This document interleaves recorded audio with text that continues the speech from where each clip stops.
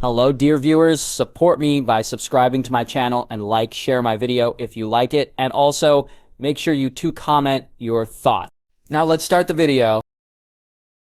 Ha ha ha! Such potent energy, the evil magician Babidi exclaimed in excitement. My Majin Buu, the seal is finally about to break. Looking at the magic egg beating like a heart, Babidi jumped out excitedly. Babidi had been waiting for this moment. The energy was finally sufficient. Majin Buu was on the brink of awakening, and soon the world would be at his mercy. In the desolate southwest region of the eastern capital, a spaceship lay inverted on the ground. Inside, a light purple magic egg pulsed with an increasingly intense glow, reminiscent of a human heart's rhythmic beat. Congratulations, Babidi-sama, Pui Pui, and Dabura hurriedly flattered him. Babidi glared at Pui Pui and Dabura, then coldly declared, once my Majin Buu awakens, you two will be useless. It was because Majin Buu was sealed before, so Babidi had recruited these two trashes to assist him, and help Majin Buu gather energy. But now, with Majin Buu about to break the seal and awaken, there would be no need for these two. They would serve as a perfect snack for Majin Buu. Soon. Thinking of this, Babidi revealed an evil smile, causing both Dabura and Pui Pui to tense up. They were helpless, having been controlled by Babidi. Any thought of rebellion would result in excruciating pain and a slow, agonizing death. Babidi's evil magic had a greater effect on evil people. The eviler they were, the stronger was his control on them, and the two of them could be said to be the most vicious kind. So, with a single thought from Babidi, they would be gone. Buzz buzz! The pink magic egg began to shine more brightly and shake more violently. Babidi danced excitedly. Click! Suddenly, a crisp sound echoed as the pink magic egg split into two petals, and a puff of pink smoke escaped, leaving the spaceship instantly. My Majin Buu, you lot, hurry up and come with me. Realizing that the pink smoke was Majin Buu, Babidi commanded Pui Pui and Dabura, who nodded swiftly. Yes, Babidi-sama. Yeah. Then they quickly left the spaceship.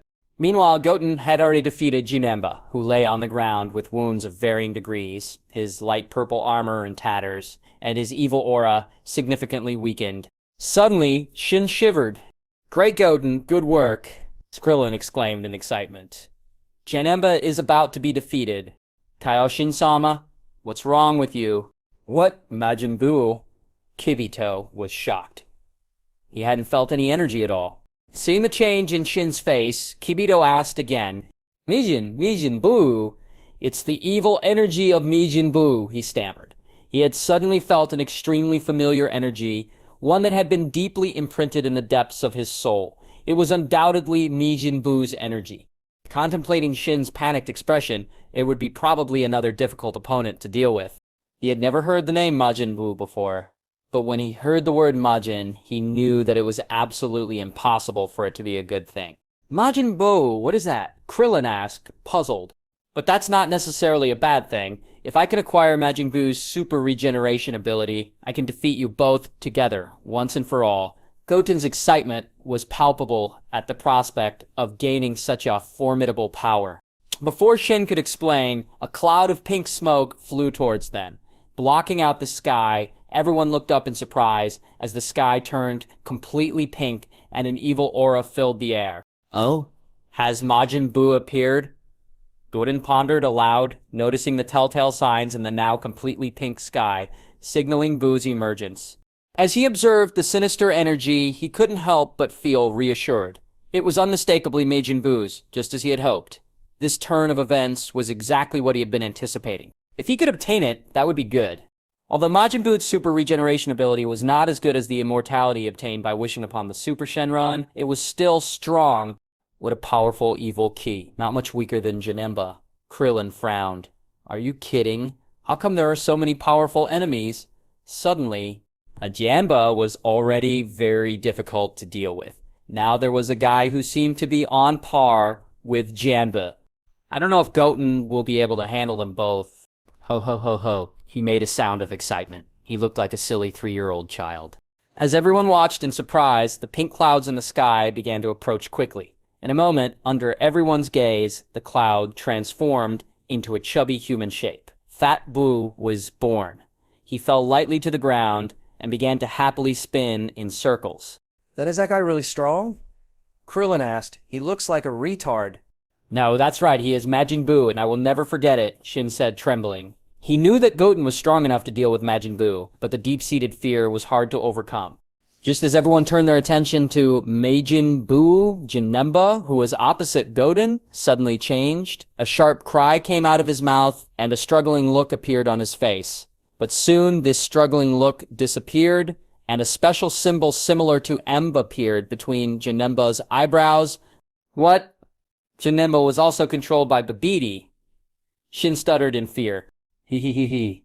A wretched laugh sounded not far away. Kaioshin, we finally meet. He. Kaioshin, no need to be salty, Babidi sneered, his smile as wretched as ever. Babidi, you fiend. Shin's fists clenched tightly, his anger palpable. This creature was as detestable as his father, and just as malevolent. You can join my father soon enough. At this moment, Babidi's gaze fell upon Goten, recognizing him as the primary threat among the group. He immediately commanded Majin Buu and Janemba, you two eliminate that youngster at once. Janemba, a being of pure evil energy, showed no resistance to Babidi's command.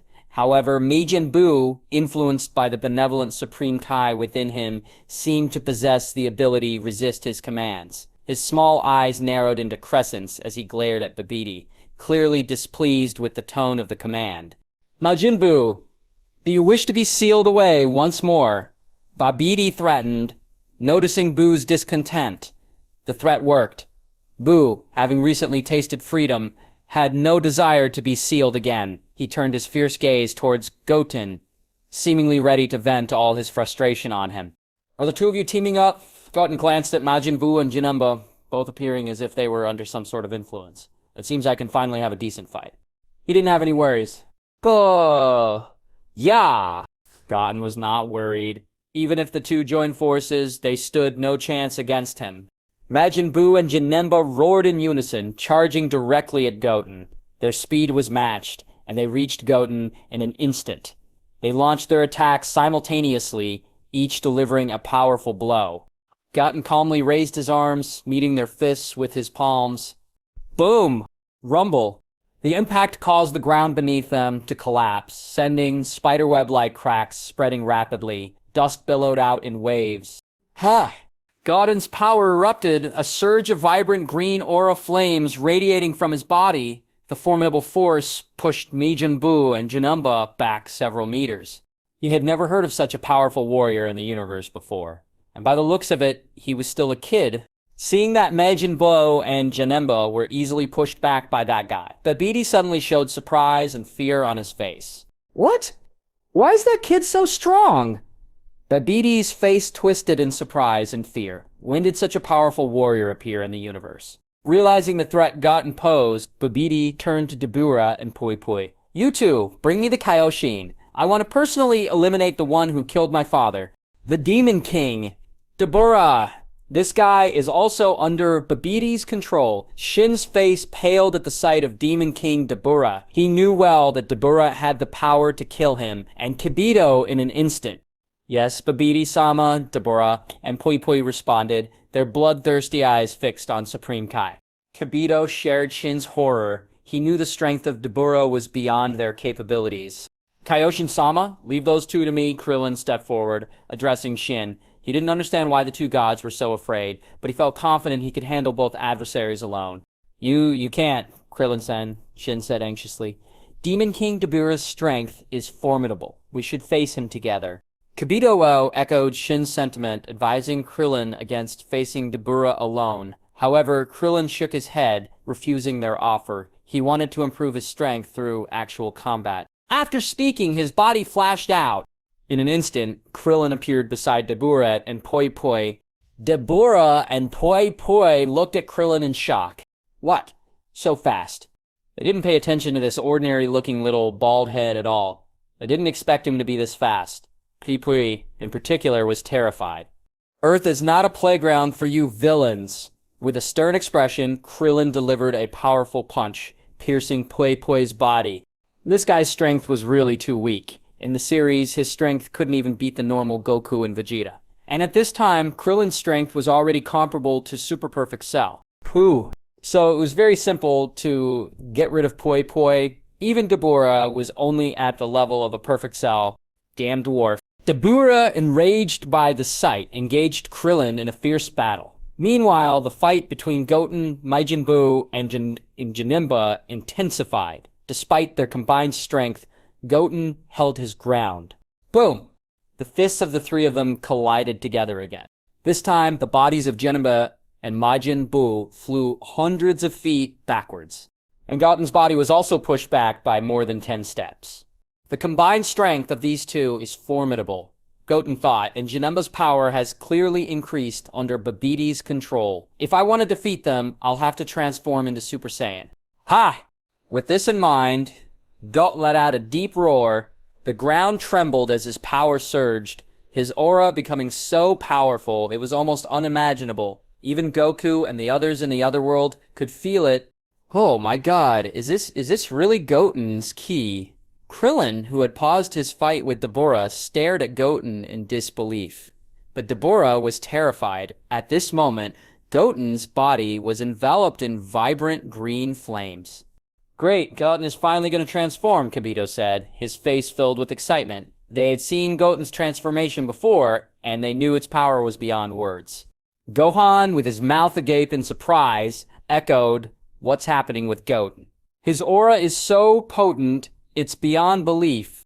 "Wow, Goten's power is overwhelming. You can feel his ki from here," Goku exclaimed, sensing Goten's formidable aura. At this moment, on the planet of the Grand Kai, all spectators were utterly astounded. The aura of a warrior from the northern quadrant of the galaxy was being directly transmitted to the planet of the Grand Kai. This was an unprecedented event, leaving everyone in disbelief. Each of them was a highly skilled Saiyan fighter, yet compared to Goten, they felt insignificant. Enough. There should be a limit to absurdity. Vegeta grumbled, feeling irked. It's one thing to surpass us, but this kid is excessively extraordinary. Seeing Trunks beside him, Vegeta felt a strong urge to knock him out. To him, they were both hybrid Saiyan warriors, and his bloodline was even more noble than Goku's.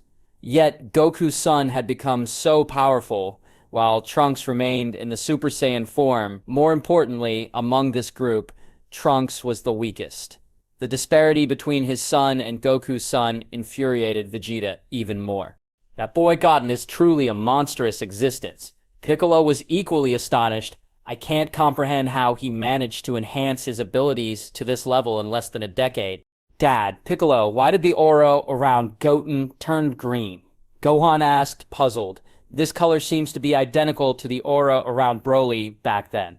In the past few years, they had been monitoring the activities on Earth. However, Goten didn't seem to have shown any exceptional prowess, except for his tenacity. His training regimen seemed ordinary. But why had he become so powerful now? He seemed to have widened the gap with all of them. What had happened to him? Goten had transformed countless times before, but his transformations were all the same, golden hair and golden aura. But now, Goten was emanating a vibrant green aura, almost identical to that of Broly from the Southern Galaxy. This was perplexing. I'm not entirely sure either, Goku admitted, shaking his head. When I channeled my voice before, the ki released by Goten was the same as ours. Perhaps this is Goten's trump card.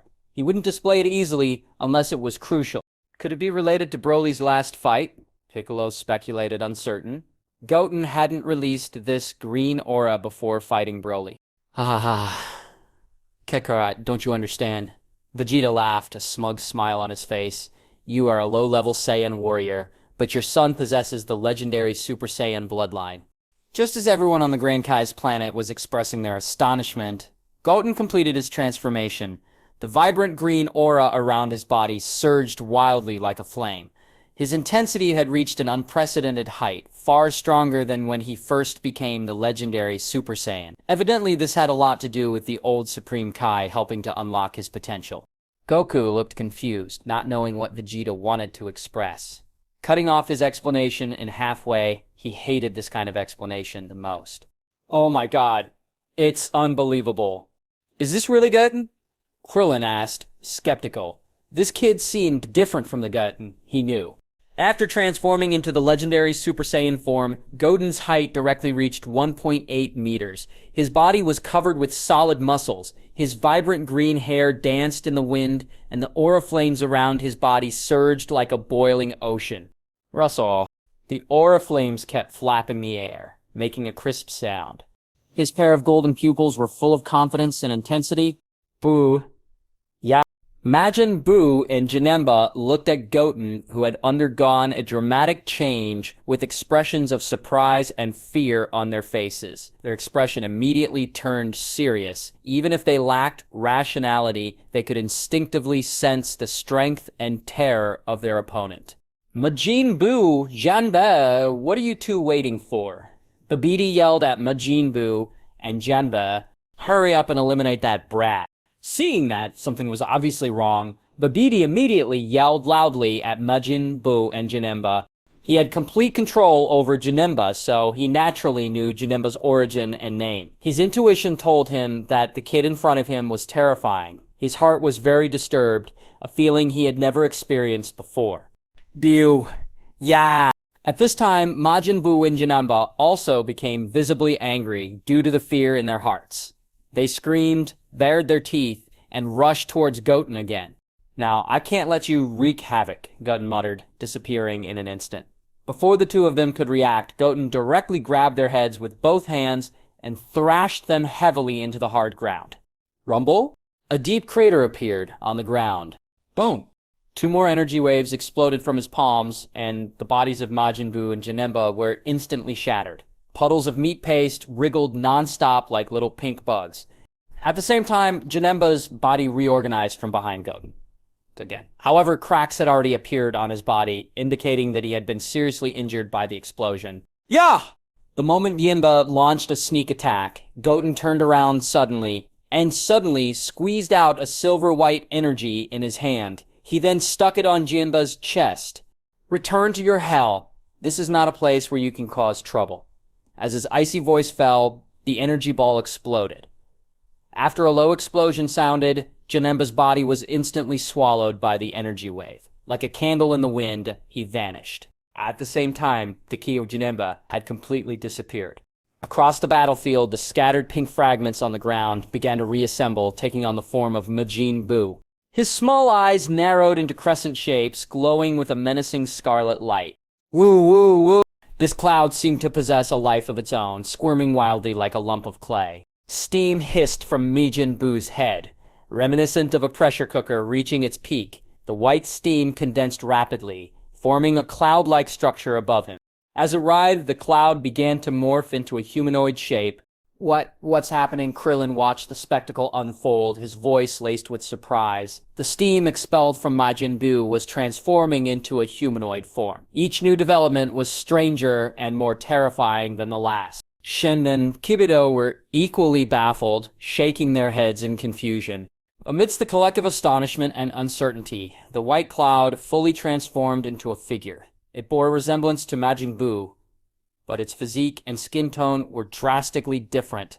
The newly formed entity had dark skin and a lean build. His eyes lacked the benignity of Majin Buu, replaced with an unparalleled malevolence. This sight left Krillin and Shin utterly bewildered. Meanwhile, Majin Buu stared at his skinny counterpart, his expression one of puzzlement. I've been waiting for you, Goten sneered, understanding the situation better than anyone else. When Majin Buu was consumed by rage, the evil within him would separate and form Skinny Buu. The fat Majin Buu standing before him was now benevolent, while Skinny Buu was the embodiment of pure evil.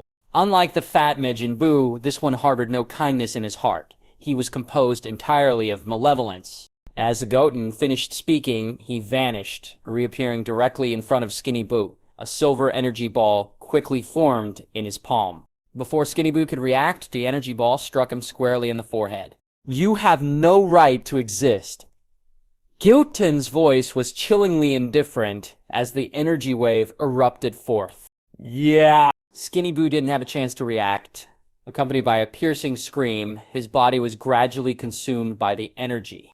In the blink of an eye, he vanished into thin air. Although Majin Buu possessed an extraordinary regenerative ability, if all his cells were obliterated instantaneously by an overwhelming power, he would be unable to resurrect. Simultaneously, a notification echoed in Goten's mind.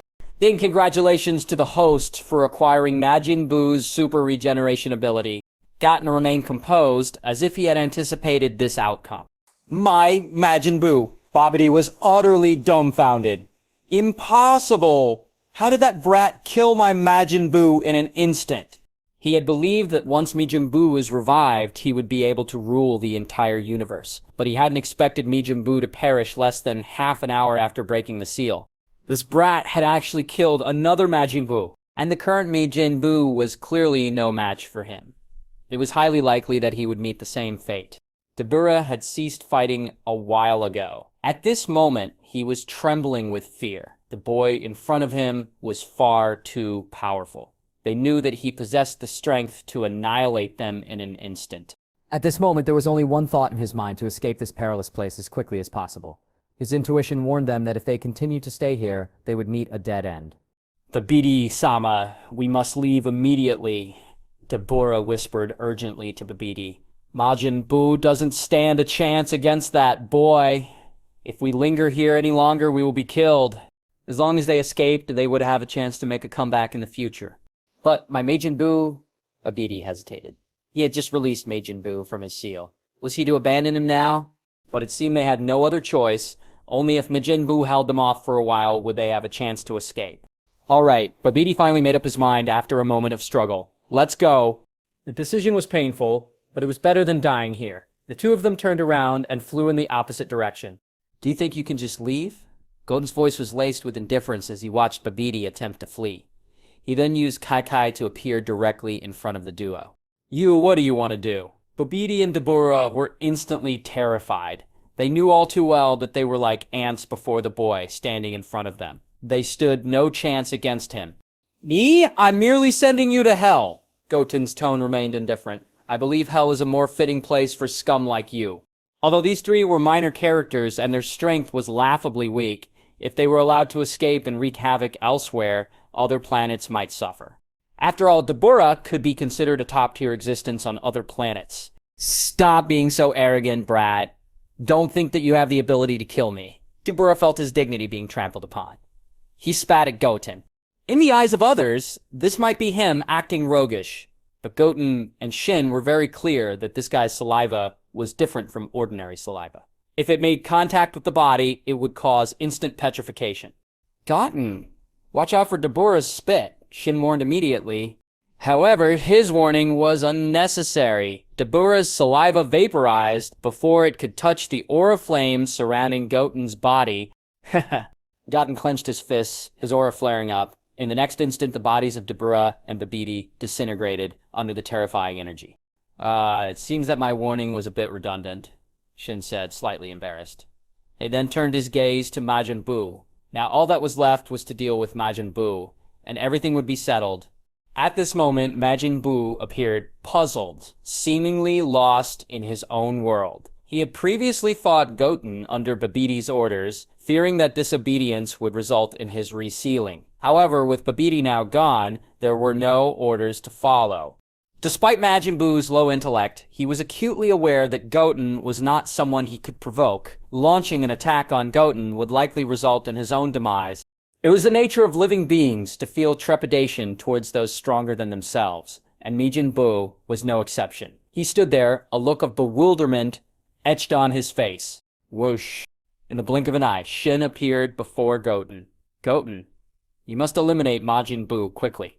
Once he's gone, everything will calm down. If he escapes, it would spell disaster for the entire universe. His words were not unfounded. The memory of the four Supreme Kites being killed and absorbed by Majin Buu was still fresh in his mind. It was a fear that ran deep, one that would likely never be forgotten. No, I won't kill him, Goten responded, shaking his head.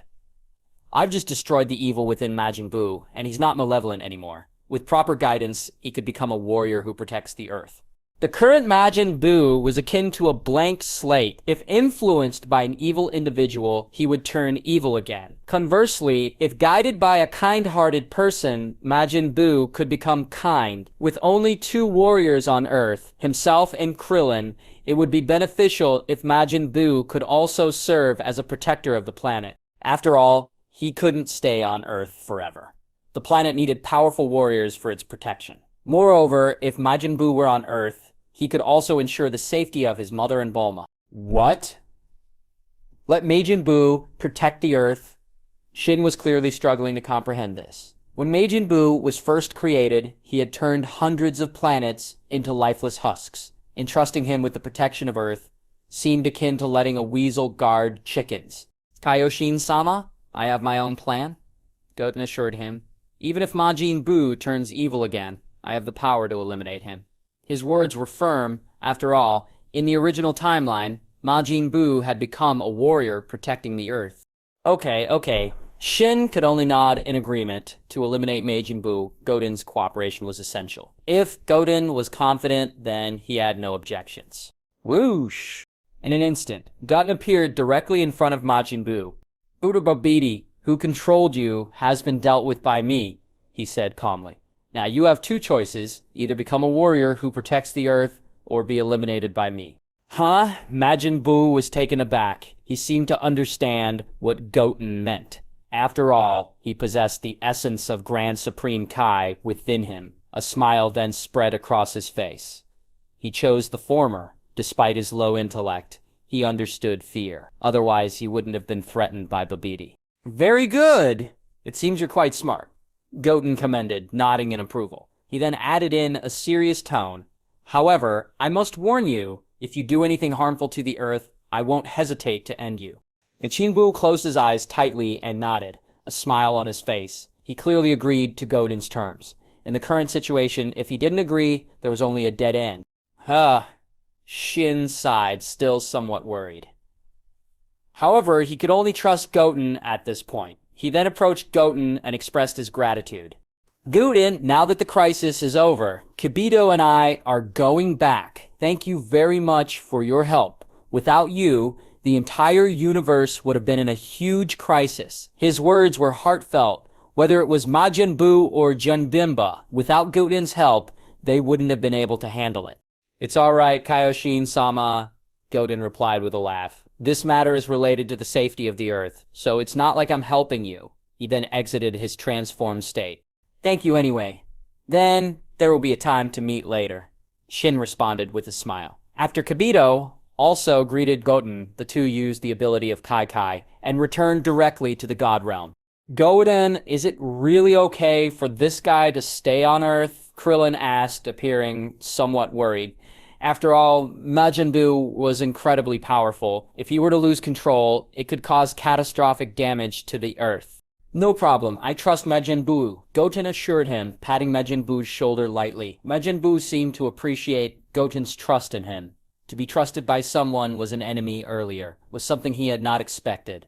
Okay, I trust you, Krillin conceded. Let's go back first. Such a big commotion happened on Earth just now. I guess Chi-Chi and the others will be very worried. He then added with a smirk, of course, and your big girlfriend. Well, let's go back! Goten ignored his last comment. Indeed, the commotion on Earth had been quite significant, and his mother would be worried if he didn't return soon. After all, she was his only relative in this world. After using Kai, they all returned to Mount Paozu in a short time. Meanwhile, on the planet of the Grand Kai, Goku was brimming with excitement. Great! All problems have finally been solved. Goten is truly formidable. I can't help but want to spar with him. He was proud of his son, who, despite his immense power, still retained his kind heart. He had not killed Majin Buu, but instead eliminated the evil within him, leaving only the kind-hearted Majin Buu. Gohan was still in a state of surprise. Goten, I wonder what kind of training he has undergone to attain such a formidable level of strength. Each Saiyan was considered a genius fighter, but compared to Goten, there seemed to be a significant gap. North Kai, glancing at Goku and Gohan, expressed his admiration for Goten. I like the kid Goten very much. He possesses super strength, but he is not influenced by it. He still maintains a kind heart, which is very similar to the two of you. He seemed to appreciate the fact that Goten had not killed the kind Majin Buu, which demonstrated that Goten's heart was still kind and not swayed by his powerful abilities. At this time, the Grand Kai also spoke. I think for this, you should be most grateful to Goku's wife. Without her guidance, it would be impossible to raise such an excellent son. Vegeta, however, remained silent, his face livid. Looking at Trunks beside him, he wished he could kick him in the face. Both of them were half Saiyans, and of the same age. Trunks was even a year older than Goten, but their strengths were vastly different. Trunks was still a naive kid, while Goten had matured like an adult. Suddenly, Goku expressed his desire to return to Earth. I really want to go back to Earth to see it. He had always felt that there was no need to continue with resurrection after death. It was best to follow the laws of natural development. There was nothing to remember about what happened on Earth. But now, Goten's appearance and his powerful strength made his heart restless. Don't think I don't know what's going on in your heart, Kakarot, Vegeta retorted coldly. Don't think we don't know that you just want to fight that kid. With all due respect, with your current strength, you can't even defeat that brat's normal state. Of course, what he said was true. That was indeed Goku's idea. Although he said that he wanted to return to Earth, he just wanted to experience the power of Goten by fighting with him. He knew that even if he transformed into Super Saiyan 3rd, he might not be able to beat Goten's normal state. After his thoughts were exposed, Goku could only smile awkwardly. Goku, it's better not to be resurrected at this juncture, Piccolo advised. Seriously. Before, Chi-Chi and Bulma asked us to be resurrected, but we refused. If you are resurrected now, Goten may not necessarily take this kindly. I know this from the fact that he didn't want to come to the otherworld to help. If they couldn't be resurrected 8 years ago, then maybe Chi-Chi and Bulma wouldn't blame. But they clearly had the chance to be resurrected. But they rejected it. All crises of the planet were resolved now, and Goten had the power to deal with any crisis. If they chose to resurrect at this time, it would not reflect well.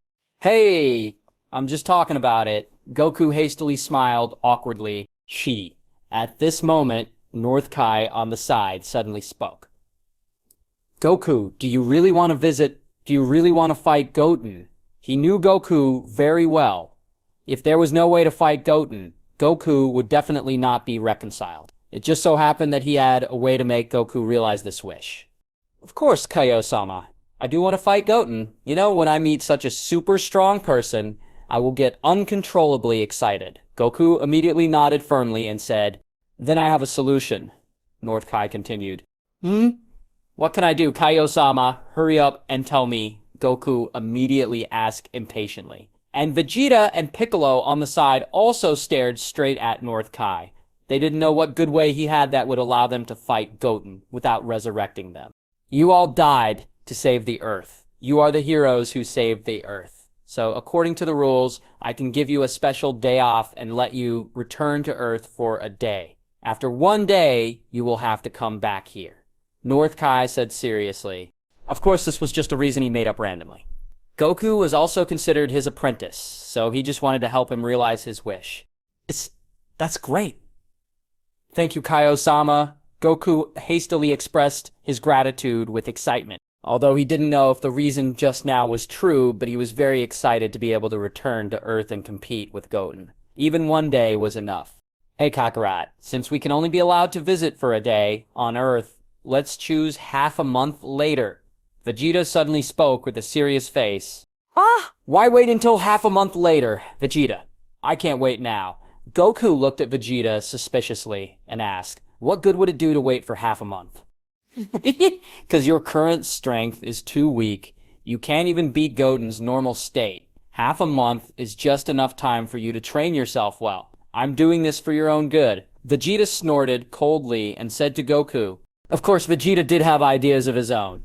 As for thinking about Goku, that was just an excuse. Because half a month later, it happened to be Bulma's birthday. To be honest, he hadn't seen Bulma for 8 years, and he missed her, more or less. This explanation made everyone present look in disbelief. Vegeta actually learned to think for Goku. This was really the first and only time he ever said something like this. But Piccolo didn't think Vegeta would be so caring. This guy chose to request to go after half a month. He must have ulterior motives, although he would not say such words and he would only bury them in his heart. But this kind of reason was only known to him, and Trunks was now 8 years old, and hadn't been reunited with Bulma for as long as he could remember. The short visiting opportunity was just in time for Bulma's birthday, and to let Trunks go to meet Bulma. Alright, Vegeta is right. With my current strength, I can't even beat Goten's normal state. It's just a good time to take advantage of this time to train hard and improve our strength. Goku agreed. He didn't care if what Vegeta said was true or not, but what he said did make sense. Presently, he simply did not have the strength to fight Goten. Then, in the next half-month, he would train desperately. Hopefully, by then, he would be able to catch up with the power of Goten's base combat power. That should be considered an exciting battle. At least for him, that was. Afterwards, they returned to North Kai's planet, and he began to train urgently. At this time, on Earth, after Goten used Kai, he arrived at the door of the house soon. But he didn't push the door open in a hurry, because he heard Videl having a lively conversation with Chi-Chi. Really, Videl, your family is too rich. Wow, you actually have 50 suites in your house. I suddenly feel that you and my Goten are a perfect match. You look so beautiful and delicate, and my family's Goten is also very handsome and strong. The two of you are simply a perfect match. Believe me, there is no other man in this world who is worthy of you except my Goten. Chi-Chi's voice was unusually loud, and Goten and Krillin at the door could hear them clearly. See, Goten, I think exactly the same. I also think you two are a perfect match. Although Videl's strength is not very good, she is also very beautiful, right? And her family situation is really good, except for her unreliable father. After hearing Chi-Chi's voice, Krillin immediately added, from the moment they met, he felt that Goten and Videl were really a good match. The two of them were simply perfect. Unexpectedly, Chi-Chi also held such a view. It was rare for him to be able to agree with Chi-Chi on certain matters. Besides, as the saying goes, marry a girl who's 3 years older than you, you will hold a golden brick. Videl seems to be 7 or 8 years older than you, so you are holding lots of golden bricks. Krillin himself laughed when he said this. Even holding 1 golden brick was a demanding task for people. 3 gold bricks. Do you want me to die of exhaustion? Goten joke. Nevertheless, their banter aside, the final decision on whom he would marry still resides with him. Top of form. Tannen, I couldn't quite translate this banter well. It's based on an old Chinese proverb that says, a wife 3 years older comes with a gold brick. It implies that a wife 3 years older than the husband ensures a richer and more satisfying life. Their banter contains sexual innuendo. At this time, another voice sounded in the room. Chi-Chi, I am so much older than Goten, and Goten doesn't seem to like me very much. He definitely wouldn't accept me, Videl said in a shy voice. It could be heard that she has a crush on Goten. Otherwise, it would have been impossible for her to say such a thing. You don't need to be afraid of that. Goten is my son. I know him best, as his mother. Goten is just young and a bit shy about things like this. Since you are older than Goten, you will have to take the initiative to court him. I can tell you, if you miss this chance, you won't have this opportunity again. Chi-Chi hurried on. Goten, who was eavesdropping outside the door, had a look of exasperation on his face. I'm not even 10 years old. Are you seriously setting me up like this? Are you even my mother? What? Haha, this is too much. Krillin couldn't help but laugh at Goten's predicament. However, his laughter soon faded. The thought of Goten, not even 10, soon having a girlfriend, while he, in his 30s, didn't even have one, was too much to bear. He hadn't even held a girl's hand. The realization brought him close to tears. Life really is unfair, he thought. Ha-ha! Krillin, why the sudden gloom? Goten teased, seeing Krillin's downcast face. Don't worry, men become more attractive as they age. Their laughter was loud enough to draw attention, and the door opened to reveal Videl and Chi-Chi. Huh? Goten, Krillin, when did you guys get back? And who's this pink, chubby fellow? Chi-Chi asked, looking at the trio. Videl blushed instantly. She realized that Goten must have overheard their conversation. It's been a while, Mom. This is Buu. He's my friend, Goten introduced. Isn't he cute? By the way, we had a little skirmish earlier. But don't worry, everything's under control now. You went out to fight again. Are you injured? Chi-Chi quickly scanned Goten for any injuries, her maternal instincts kicking in. No, I am alright. Goten shook his head and said, Chi-Chi, I just remembered I have something to do today. I'll visit again when I'm free. Videl said before making a hasty exit. Come in quickly. I prepared lots of food. With Videl gone, there's even more for you, Chi-Chi invited them in. Then he looked at Videl. At this moment, Videl's face turned even redder. Goten continued his rigorous training regimen, never slacking off. Majin Buu, with Chi-Chi's help, began learning and even helped with housework.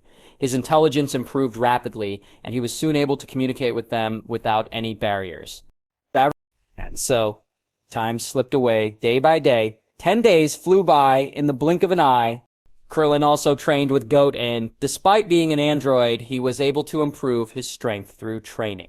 At noon, when Goten went home for dinner, Videl returned to visit again, this time with a bunch of gifts, mostly delicious snacks and beautiful clothes for Chi-Chi. After all, she knew that if she wanted something to happen with Goten, she had to go through Chi-Chi. Wow, these dresses and skirts are beautiful, Videl. They must have cost a fortune, Chi-Chi exclaimed, holding the clothes fondly. Everyone liked beautiful things, and women would always love beautiful clothes and jewelry. She hadn't bought new clothes for herself in a long time, having to feed 2 Saiyans left no extra money for such luxuries. Goten has also been busy with training and hadn't paid attention to this matter. Chi-Chi, as long as you like them, it's worth it, Videl assured her.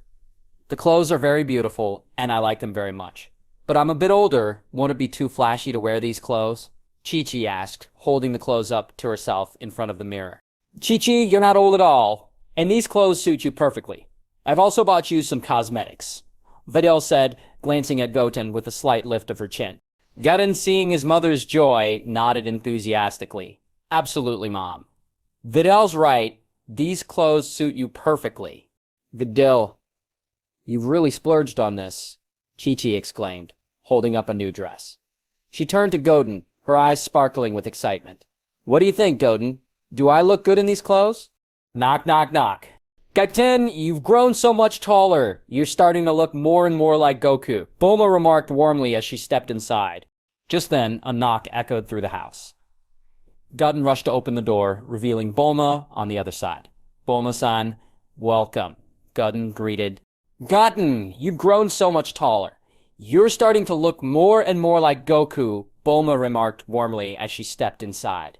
The house soon filled with chatter as Chi-Chi, Bulma, and Videl engaged in a lively conversation that lasted for nearly 2 hours. Goten, feeling somewhat left out, could only watch from the sideline. Eventually, Bulma revealed the reason for her visit. Goten, Chi-Chi, Videl, I'm celebrating my birthday in 5 days. I'm planning a grand party on a cruise ship in the West Sea. I hope you all can make it. Chi-Chi's eyes lit up at the news. A birthday party on a luxury cruise ship? That sounds wonderful. We'll definitely be there. She then asked Bulma about the rumored lucky draws at such parties. Ever since she married Goku, she had basically been saving money every day. She basically never thought about things like luxury cruise ships. She went on to ask, by the way, Bulma, I saw on TV that when other rich people hold birthday parties on cruise ships, there are lucky draws. Do you have any? Of course, there will be a lottery, Bulma confirmed. The prize this time is something quite special. Chi-Chi immediately turned to Videl, excitement gleaming in her eyes. That's great, Videl. If all 3 of us participate, our chances of winning must be very high. Videl blushed at Chi-Chi's words and glanced at Goten, who was left speechless by his mother's enthusiasm. Okay, I'm going back first. After 5 days, all of you must come. After emphasizing the importance of their attendance, Bulma took her leave. Days passed quickly, especially for Goten, who spent most of his time training. On the day of the party, Videl arrived at Mount Pawazu early. At Chi-Chi's insistence, Goten dressed up in a suit, though he didn't particularly care for it. In Chi-Chi's words, to participate in this kind of formal event, you must dress more grandly. What would it be like to go to a party in a martial arts gi? Goten didn't want to disappoint his mother, so he reluctantly complied. Despite his strength, which could earn him a place among the top in the universe in front of Chi-Chi, he became a well-behaved child. Perhaps this was influence of her authority as his mother. Using Kai-Kai, they soon arrived at the designated location, a massive cruise ship akin to an aircraft carrier, awaited them. He had to admit, Bulma was really rich. The cruise ship was no ordinary luxury liner. It was equipped with numerous energy attack systems and energy defense systems. Because of the emergence of powerful enemies one after another on the Earth, after transforming Krillin into an android, Bulma also began to develop offensive weapons. Since she had talent, she didn't want to leave the protection of Earth to Goten and Krillin alone. She believed that everyone should do what they can. Wow, is this a luxury cruise ship? It's so impressive. Chi-Chi couldn't help but marvel.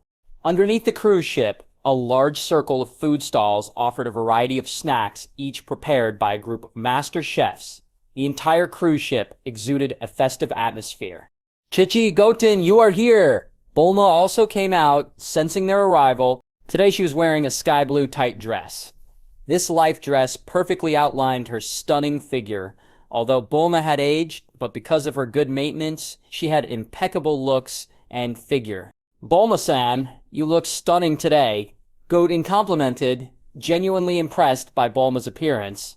Bulma, pleased by the compliment, couldn't help but smile. Goten is really good at complimenting people. You are so sweet. Bulma smiled happily. No woman disliked praise. Sigh. What a pity. If only Goku and Gohan were here, the party would have been perfect. Chi-Chi sighed a little sadly. Although having Goten's company made her feel very happy, but many times she still missed Goku and Gohan. She didn't know how they were faring in the other world.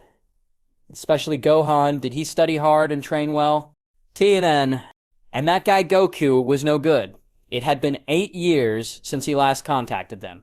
Clearly he had the means to contact them, but refused to do so. Yes, especially my Trunks. Bulma's initially joyful expression suddenly turned downcast. She didn't miss Vegeta much, but her son Trunks died at the age of 1. She missed him every day, wondering how tall he'd be now. But after a sad moment, she pulled herself together. Then she said, okay, today's my birthday party. Let's keep it happy and not talk about sad stuff. Yes, let's not talk about these unhappy things. Chi-Chi quickly agreed. As she knew that Bulma was in more pain than herself, at least she had Goten by her side. But in Bulma's family, she was the only one now. Her mother, father, husband, and son were all killed during Cell Games 8 years ago. After leaving the sad things behind, everyone immediately began to enjoy the happy party. As the party progressed, Krillin arrived with Roshi, and even Satan was invited by Bulma. Despite their initial dislike for him, everyone knew that Videl, Satan's daughter, would soon be part of their family. In the distant god realm of the god of destruction, within the sacred temple, Beerus, the god of destruction, suddenly sat up from his slumber. He yawned, stretching his limbs as he looked around in a daze. He had just experienced a peculiar dream, one that featured an incredibly powerful adversary. The name of this opponent had been clear in his dream, but as he woke, it blurred and slipped from his grasp. Now he couldn't recall it at all. Who was that? Beerus muttered to himself, his eyes flashing with an icy light. He tried to remember, but the name remained elusive, leaving only a vague figure in his mind.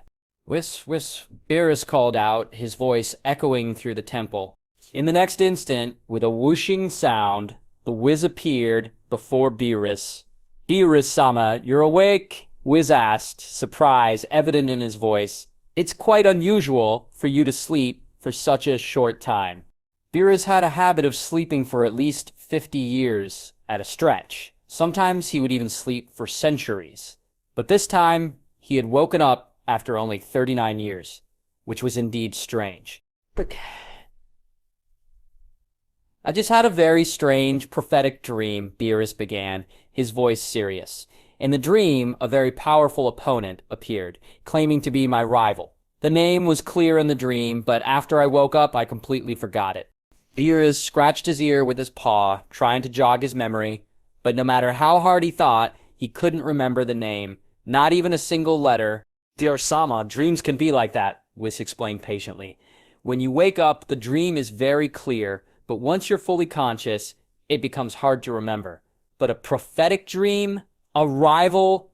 Are you sure you're not joking? In the entire 7th universe, who could possibly be your rival? Whis was skeptical. After all, Beerus was the god of destruction of the 7th universe. He was undoubtedly the most powerful being in this universe, unmatched by any other being or god except for angels like Whis. That dream was very real. It was definitely a prophetic dream, Beerus insisted, his brows furrowed in concentration. The scene of me fighting that guy in the dream was so real, it makes me believe that he definitely exists in reality. Beerus-sama, I think you had such a strange dream because you haven't had an equal match for a long time. Whis suggested, dreams shouldn't be taken too seriously. Even your previous prophetic dreams didn't come true at all. Ha! Enough with the nonsense, Beerus snapped, cutting Whis off. If said it was true, and it was true. Now, hurry up and find out who the guy in my dream is. Where is he now? Beerus ordered directly, without any explanation. He was determined to find out who the rival in his prophetic dream was. Otherwise, it would feel like a thorn in his side, or an itch he couldn't scratch, leaving him very uncomfortable. Then, what is the name of the rival in your dream? Whis asked helplessly. Name? I forgot, Beerus admitted, a hint of frustration in his voice. But you're an angel with so many amazing abilities. You must be able to help me find that guy, right? Beerus-sama, your joke is a bit too much, Whis replied, giving Beerus a scorned look. Although I am an angel, if you don't even remember the name of your rival in your dream, how could I possibly find him?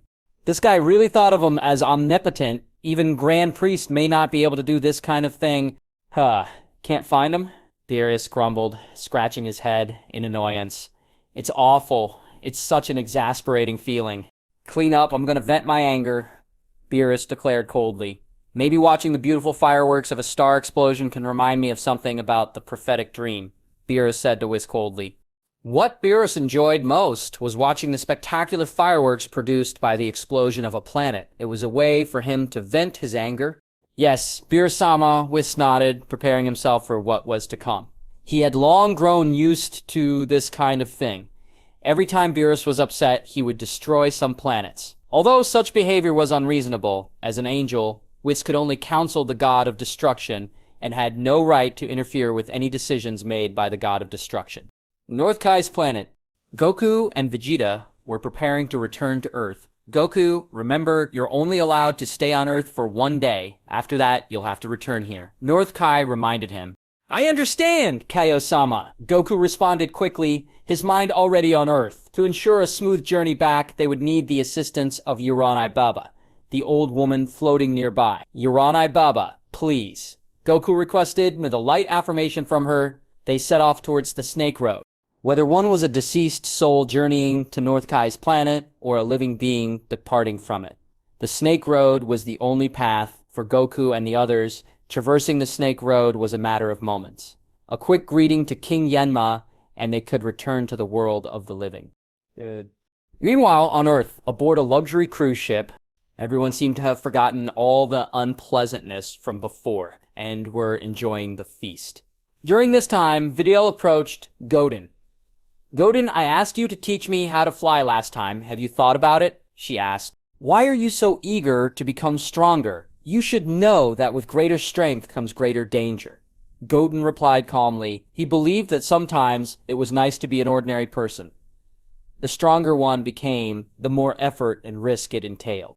If it was before, I would have wanted to become stronger to punish wrongdoers, purely for justice. But now, I want to become stronger because I don't want to fall behind you, Videl declared firmly. She was determined to close the gap between them, even if it meant confessing her feelings to Goten. Tianhen, dream on! Really, Goten smiled, knowing that as an ordinary human, Videl would always be at a disadvantage compared to him. Trying to bridge this gap was nothing more than a dream. Anyway, I've made up my mind. If you won't teach me, I'll go to Mount Paozu every day until you agree to teach me how to fight and fly, Videl threatened, playfully. She was determined to learn from Goten. Fine. When I have time, I will teach you how to fly, Goten finally agreed. It wouldn't take too much of his time, after all.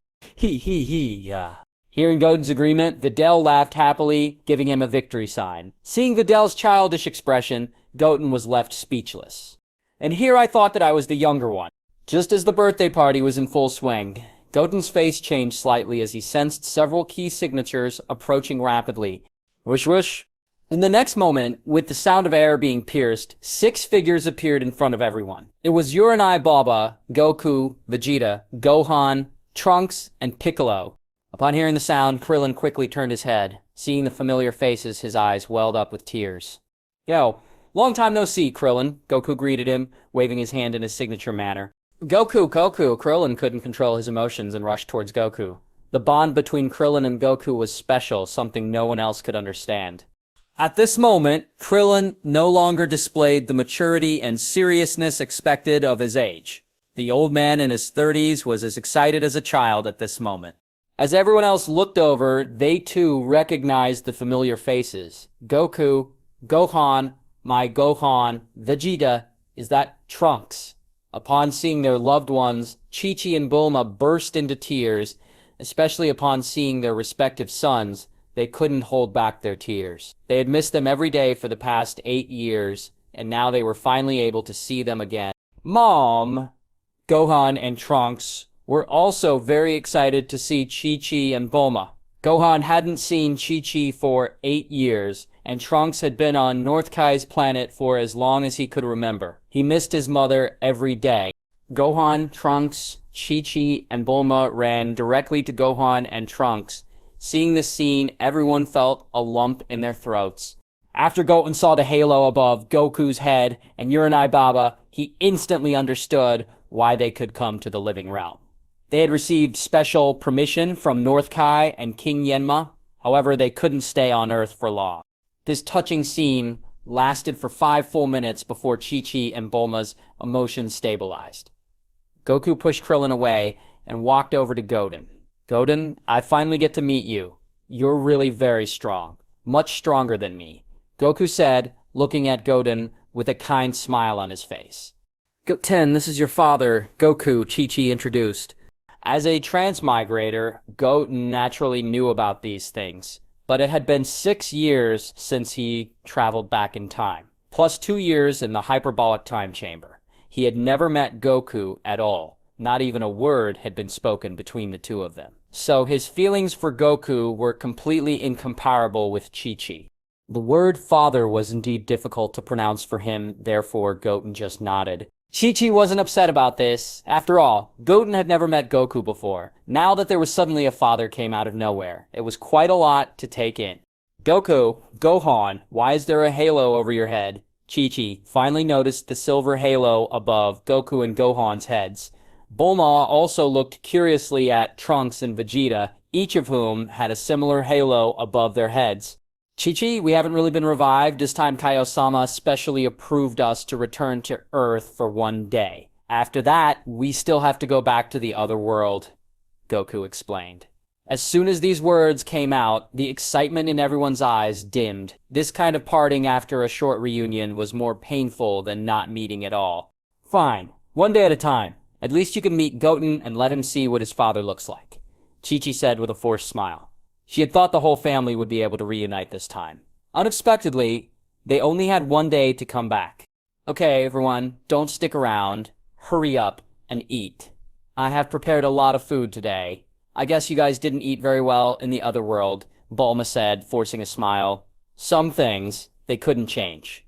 That being the case, they would let everything take its course. The food at Kaio-sama's place is really bad, and I can't get enough every time. Hee hee, I can finally have a good meal today," Goku said heartlessly. It seemed that he didn't notice the gloomy expressions of Chi-Chi and Bulma at all. "Ha! Damn you, Kakarot! You eat the most every time." Vegeta cursed directly. Every time it was Goku who ate the most food, and now he said such a thing, and it was estimated that if North Kai heard about it, he would die of heartbreak.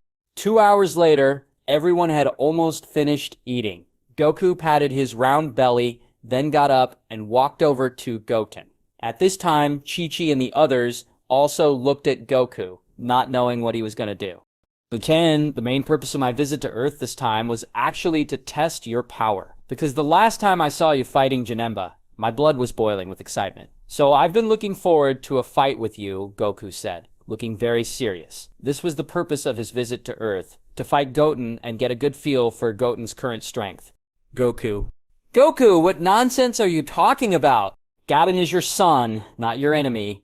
What do you want to do with him? Chi-Chi immediately stepped forward to stop him. Goku, this guy, was really weird. After finally returning to Earth for a day, he didn't even get along with his family. He actually wanted to fight his son. This was really unreasonable. Goku, what is going on in your mind? He is Goten, your own son, Bulma scolded. They finally had the chance to meet again. Today was her birthday, and it was originally a joyful occasion. But Goku's behavior was out of line. Why did he want to fight, Goten? Chi-Chi, Bulma, don't you know Goku yet? He's always been like this. Goten's strong strength must have aroused Goku's desire to fight. So you don't have to worry, they are just simply competing, Krillin said, smiling slightly. Sure enough, it isn't Chi-Chi who knows Goku, it's only I who knows him the best. After all, we had practiced together and grown up together. TNN, he's gay for Goku. Come on, Goku said to Goten with a smile. You are no match for me. Even if I don't transform, you won't last a few rounds against me, so this is a meaningless battle. Goten raised his head and glanced at Goku, then said calmly he totally understood what Goku was thinking. Because Goku was a battle addict, when he met a stronger opponent than him, he felt extremely excited, and he didn't care who the opponent was. Even his son was no exception. Goku's power, as it stood, was considerably weaker than Goten's. Even if he were to transform into Super Saiyan 3, he would still fall short of Goten's strength. This made the impending battle seem somewhat pointless, and Goten wasn't particularly interested in it. I understand, Goku said, nodding, but I want to experience your strength firsthand.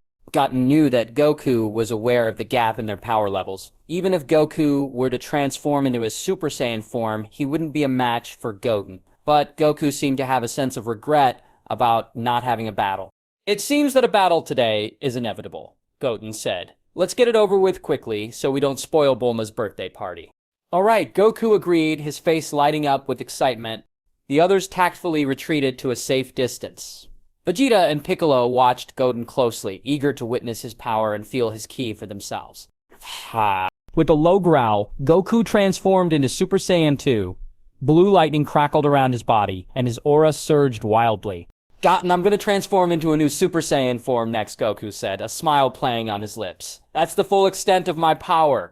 He clenched his fist and roared, his aura skyrocketing at an incredible speed. To the surprise of Krillin and Chi-Chi, Goku's golden hair began to grow rapidly, reaching down to his waist in an instant. The aura flames and blue electric arcs around his body became more intense, and his aura reached an unprecedented level. As expected of Goku, even when in the other world, his strength is still ridiculously strong.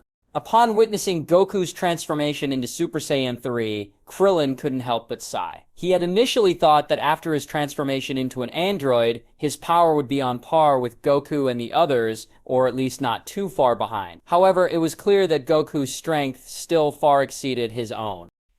That Kakarot, he must have done this deliberately to provoke me. Vegeta grumbled, looking displeased after seeing Goku transform into Super Saiyan 3 once again. Despite his efforts, he had been stuck at the Super Saiyan 2 level and had yet to break through. Every time he saw Goku transform into Super Saiyan 3, he felt a surge of inexplicable anger. Meanwhile, Videl, who was standing not too far away, was utterly stunned. A few months ago, she had naively believed that her father was the strongest man in the world. But now it seemed laughable. So it really is them. They're the same people who fought Cell 8 years ago. Videl realized. She then glanced at her father, who was standing not too far away. The power of the men standing before her far surpassed her father's. Upon closer inspection, she recognized that some of them seemed to have appeared in the fight with Cell 8 years ago. She had seen some of the preserved footage from that time. At that moment, Satan wished he could find a crack in the ground to hide in. He felt incredibly embarrassed, especially after seeing Goku and Vegeta. His embarrassment intensified, knowing that he had shamelessly claimed the glory that these men had earned through their hard-fought battles years ago. Fortunately, it seemed that they weren't here for that matter this time. At that moment, the aura around Goku's body intensified. A golden halo shone brightly around his golden hair. It was clear that Goku's power had reached its limit in his Super Saiyan 3 form. Russell! Goten, aren't you planning on transforming? Goku asked after transforming into Super Saiyan 3. There's no need. Goten shook his head. This wasn't out of arrogance, but simply because there was no need. If he transformed into a Super Saiyan form, he could defeat Goku in an instant. Such a battle would hold no learning experience for Goku. That's true, it seems there's no need for that. Goku agreed. Then I'm going to attack. Goku assumed a fighting stance, his hands formed into claws. The moment his voice fell, his body darted forward like a cheetah. His speed was so fast that Krillin and Piccolo could only see an afterimage flashing by. Only Vegeta and Gohan could barely keep up with Goku's speed with their naked eyes. Ha! Goku roared, launching a direct punch at Goten. He only used half his strength for this attack, as was his fighting style. He would never go all out in the first attack. Even though he had transformed into Super Saiyan 3, he was still preparing to gradually increase his strength to gauge Goten's power. Of course, he knew that this was Goku's fighting habit. He would never fight with all his strength from the beginning. He had done the same in the Dragon Ball Super Tournament of Power, even when facing the unimaginably powerful Jiren. In Goten's eyes, Goku's attack was laughably weak in terms of speed and strength. He casually stretched out his palm, easily blocking Goku's attack. Then he said lightly, "It's better to fight with all your strength. There's no need for such unnecessary testing." "Ah, you're right! It looks like I'm gonna have to use all my strength." Goku nodded, his expression changing. He suddenly increased his strength, and a terrifying golden aura flame instantly swept in all directions. Goten also took advantage of the momentum to retreat several tens of feet backward. This wasn't because Goku's power was too strong, but because if the power just now was met head-on, the shockwave would definitely be huge. It would inevitably affect others. After retreating several tens of feet, Goten lightly tapped the ground with his toes. A vibrant green energy barrier instantly enveloped the entire luxury cruise ship and everyone on it. This way, nothing would go wrong. As long as he didn't take the initiative to use more than half of his strength to fight, the energy barrier wouldn't be destroyed. Whoosh! Ha! Goku roared, launching a storm of attacks. His fists moved like machine guns, creating countless afterimages. But Goten easily blocked all the attacks with just one hand, even if Goku transformed into Super Saiyan 3. Their strengths were still vastly different. But, damn it, Goku sighed inwardly. Is this the strength of Goten? I can't do any harm to him at all. And this kid seems to be stronger than he was half a month ago. Goten, half a month ago, even in his normal state, definitely wasn't this strong, but it had only been half a month, and his strength seemed to have improved qualitatively again. Swish, swish, swish, swish. Goku continued to throw punches, but it was impossible to break through Goten's defense. Every attack was accurately blocked. At this time, Piccolo and Vegeta, who were watching the battle, were no less shocked than Goku. That boy Goten's strength has actually improved so much, Piccolo thought, staring intently at the battle between the two. Even if he practices day and night, he shouldn't grow so fast. What's going on? Goten's strength at this time had completely surpassed his understanding of Saiyans.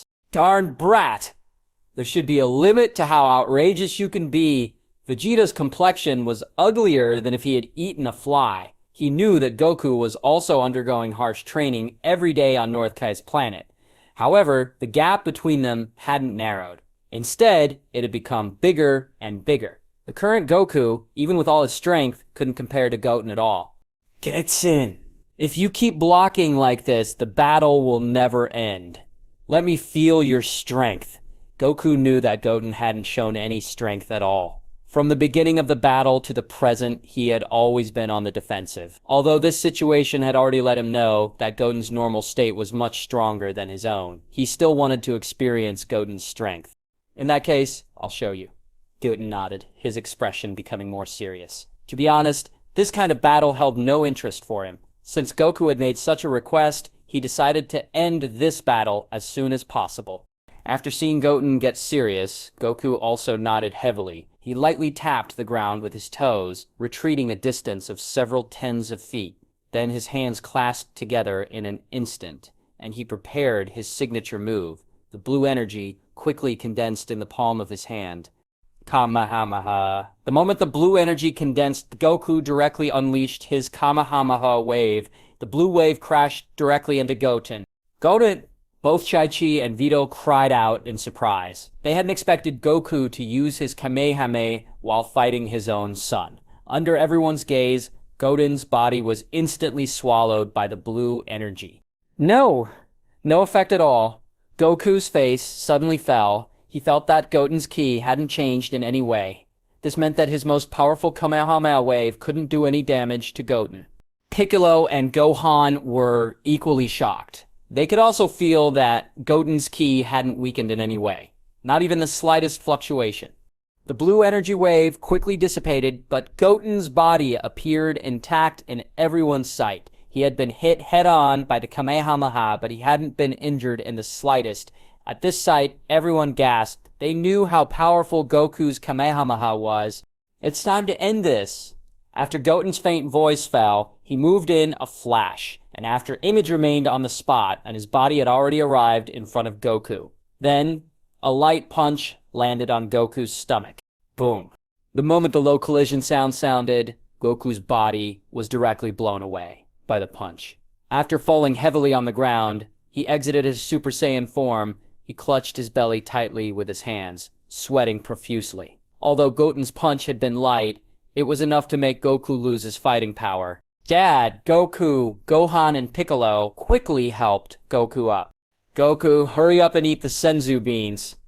Krillin also hurriedly handed Goku the senzu beans.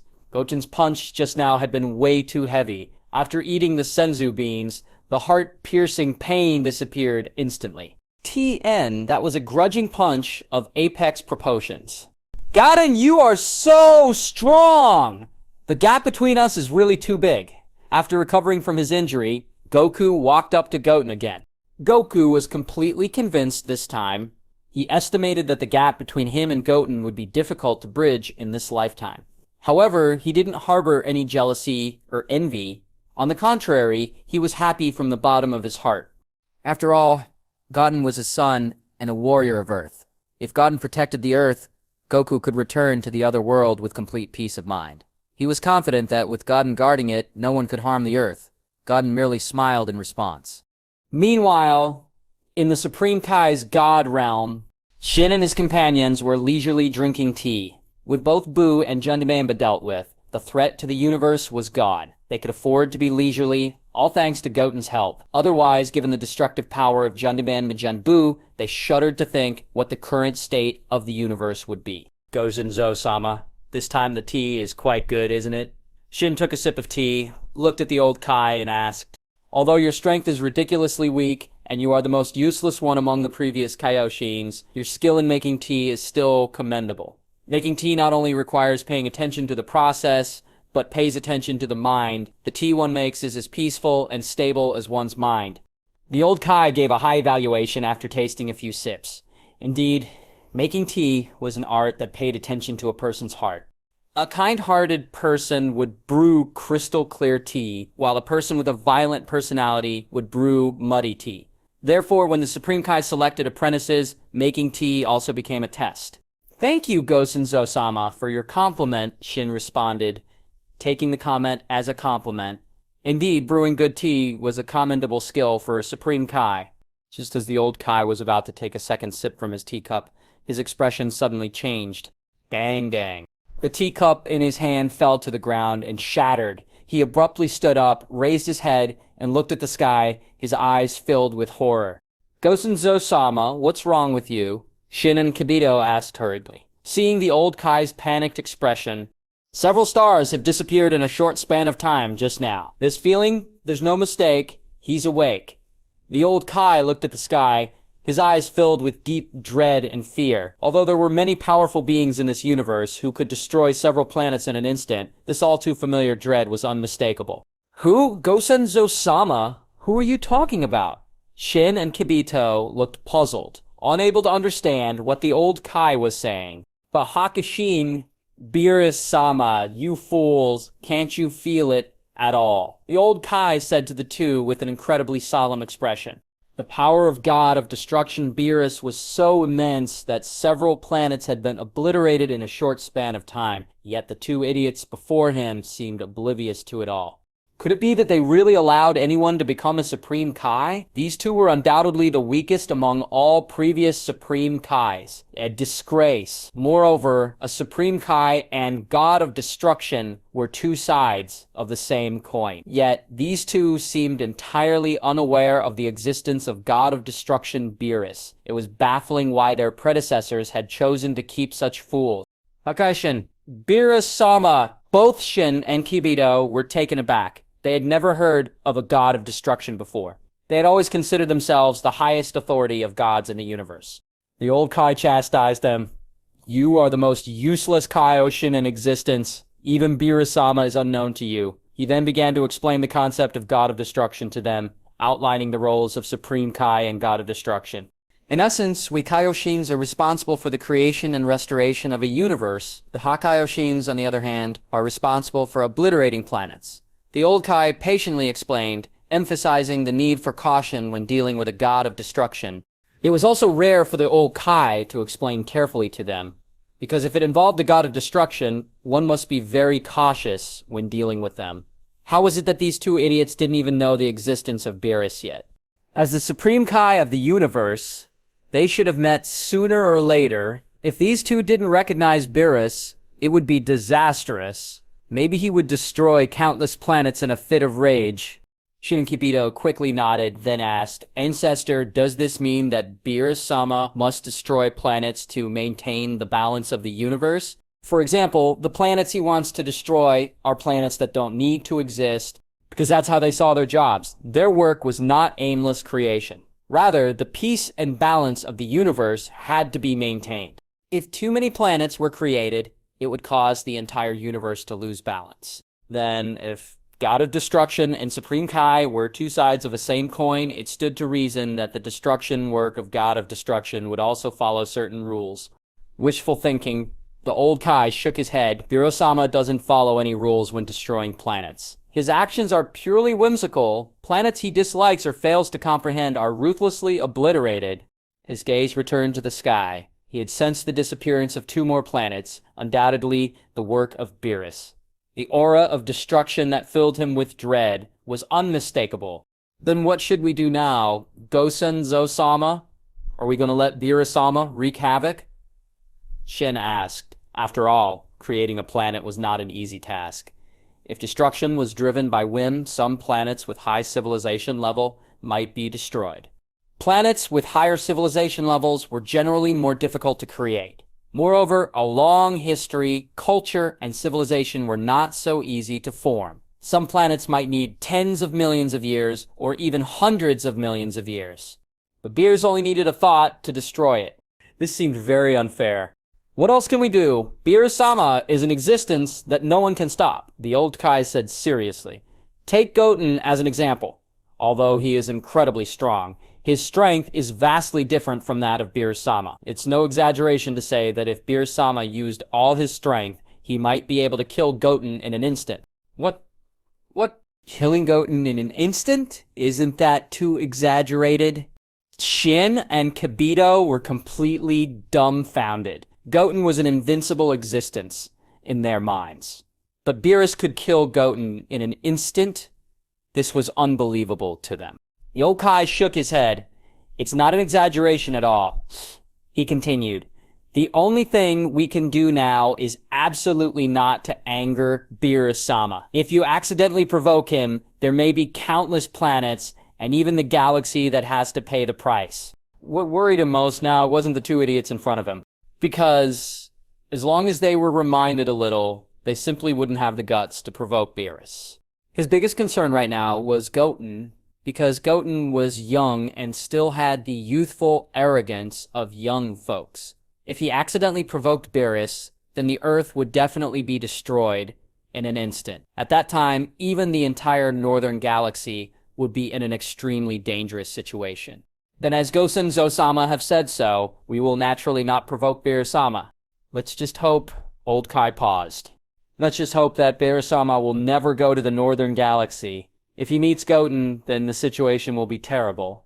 The old Kai's face sank. He was most worried about Goten right now. And now Goku, Vegeta, and those Saiyans have also arrived on Earth, and those guys are unpredictable.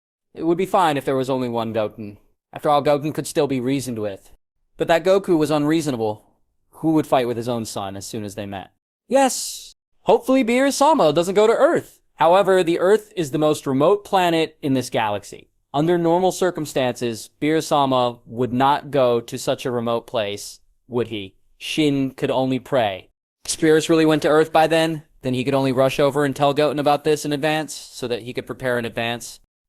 Meanwhile, in the vast universe of the Western Galaxy, a planet disappeared with the gorgeous blooming of a huge firework. Not far away, two figures stood, clearly god of destruction. Beerus and Angel Whis. The fireworks produced by the explosion of the planet are really the most beautiful scenery in the world. Beerus squinted his eyes, speaking indifferently to Whis beside him. It's already the 10th planet, and I haven't remembered that guy's name. It seems that more planets need to be destroyed. Beerus squinted his eyes and said indifferently to Whis beside him. The more he could remember the name of the rival in his dream, the more uncomfortable he felt. So, he would definitely find that guy. See if he has the qualifications to be his own rival. Even if it was just a good opponent, he could have a good fight with him. In the past few million years, since the God of Destruction were ordered to no fight privately, he had not encountered a stronger opponent. Ooh! Beerus-sama, is it really a good idea for you to sabotage your own universe aimlessly like this? Whis questioned, watching the spectacle unfold. Destroying a planet should be a grave matter, requiring careful consideration of each planet's value before finalizing a plan for destruction, Whis sighed, looking at Beerus with a hint of helplessness. Your casual approach could lead to a continuous decline in the overall strength of our 7th universe. In fact, the gods of destruction in other universes were very meticulous. They would make several considerations before destroying a planet, assessing whether the planet was truly worthless or unnecessary. Only after this repeated consideration would they proceed with the destruction. Beerus, however, never gave it a thought. As long as he was in a bad mood, or if he took a dislike to a certain planet, he would destroy it with a mere flick of his hand. Heh? I don't bother with such things, Beerus retorted with disdain.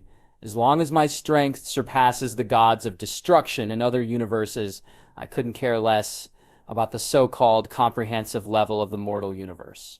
I just want to quickly find the rival of my dream. While they were talking, Beerus's eyes were fixed on the fireworks from the planet's explosion. Just as the fireworks were about to disappear, an illusory figure suddenly appeared in the flames. That guy, that's right. It's the rival I dreamed about. The moment he saw the figure, a name instantly became clear in his mind. Super Saiyan God. Super Saiyan God? Whis asked curiously after hearing the name. Is this the name of the enemy in your prophetic dream? He hadn't heard the name Super Saiyan God before either. But since the word God was in his name, he might also be a god like Beerus. That's right, that's the name. Super Saiyan God. Beerus nodded very seriously. Whis, hurry up and help me locate this person. Whether he is a mortal or a god, I must fight him well today. I just hope that guy doesn't disappoint me too much. Whis could only nod his head. Then he lightly tapped the staff in his hand and began to observe carefully from the gems on the staff. After observing for a full minute, Whis shook his head. Beerus-sama, our 7th universe does not have a being named Super Saiyan God. It seems that the powerful enemy in your prophetic dream might not be in our 7th universe. Because if it was something in the 7th universe as an angel, he would definitely be able to find it. Impossible. That guy is absolutely not from another universe. Beerus immediately shook his head, resolutely. Then he started to think seriously. Super Saiyan God. Saiyan? It seems that this so-called Super Saiyan God may be related to those Saiyans who claim to be a fighting nation. As long as you find the surviving Saiyans from the 7th universe, you will most likely be able to find the Super Saiyan God. Whis, locate the Saiyans from our 7th universe at once. Beerus demanded impatiently. His sole focus was to find his prophesied rival, the Super Saiyan God. He was eager to test if this person was worthy of the title God, and if he could match him in battle. Beerus-sama, have you forgotten? The Saiyans' home planet, Planet Vegeta, was obliterated by Frieza decades ago. Whis reminded him, adding, if I recall correctly, you were the one who ordered Frieza to do so. Thinking back on it, Beerus was surprisingly petty at that time. The reason he ordered the destruction of the planet was rather trivial. King Vegeta, at that time when Beerus visited the planet, presented him with a gift, a comfortable pillow. Beerus found that gift to be inadequate, thought that King Vegeta kept quality goods for himself and gave him poor quality goods. He interpreted it as a sign of disrespect, so he directly asked Frieza to destroy the Saiyan planet along with its inhabitants. Beerus dismissed the memory with a wave of his hand. Those Saiyans were too arrogant. Mortals who lack respect for the gods deserve to be eradicated, he declared, his voice dripping with disdain. He believed that mortals should revere the gods, and those who failed to do so, like King Vegeta, deserved their fate.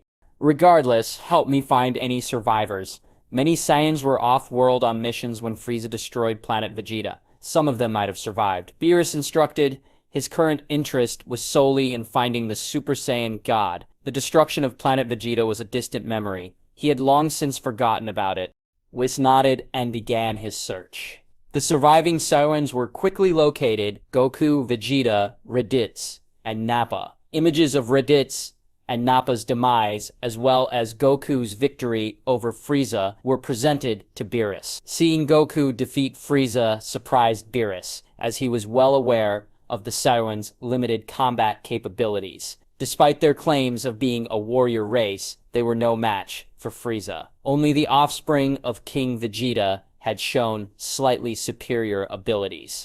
TNN. I also don't know why the author did not add Broly here, since he did exist in this AU. After a few minutes, Whis waved his staff and the images vanished. Beerus-sama, the Saiyan who defeated Frieza, and Prince Vegeta are no more. Only two Saiyans survive. One is another prince from planet Vegeta, considered a weakling with no fighting talent. The other is a half-Saiyan boy, the son of the Saiyan who defeated Frieza, Whis reported calmly. A weakling and a half-breed? Which of them is stronger? Beerus inquired, hoping that the stronger Saiyan might know something about the Super Saiyan God. The half-Saiyan child, Son Goku's son, is stronger. He appears to have immense potential, surpassing both Son Goku and the deceased Frieza. Whis replied, his tone serious. This revelation surprised him. Frieza had been a formidable force, ruling the universe unchallenged for decades. Now, a child of only a few years had the potential to surpass him. Interesting. Where is this boy now? Take me there immediately, Beerus commanded, eager to meet this Super Saiyan God.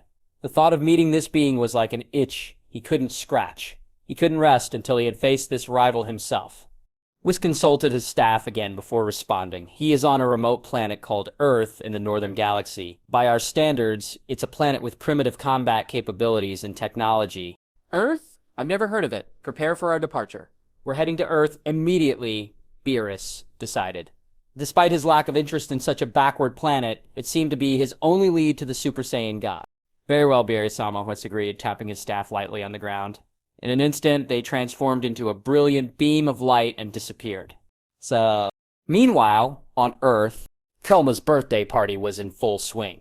Goku, having been defeated by Goten, had lost interest in fighting and was enjoying the food. As he stuffed his face with food, he remarked to Vegeta, "The food on Earth is the best. I don't want to go back to Kaio-sama's new planet." Vegeta snorted in response, not wanting to engage in conversation with Goku. Instead, he focused on eating, seemingly turning the meal into another competition with Goku.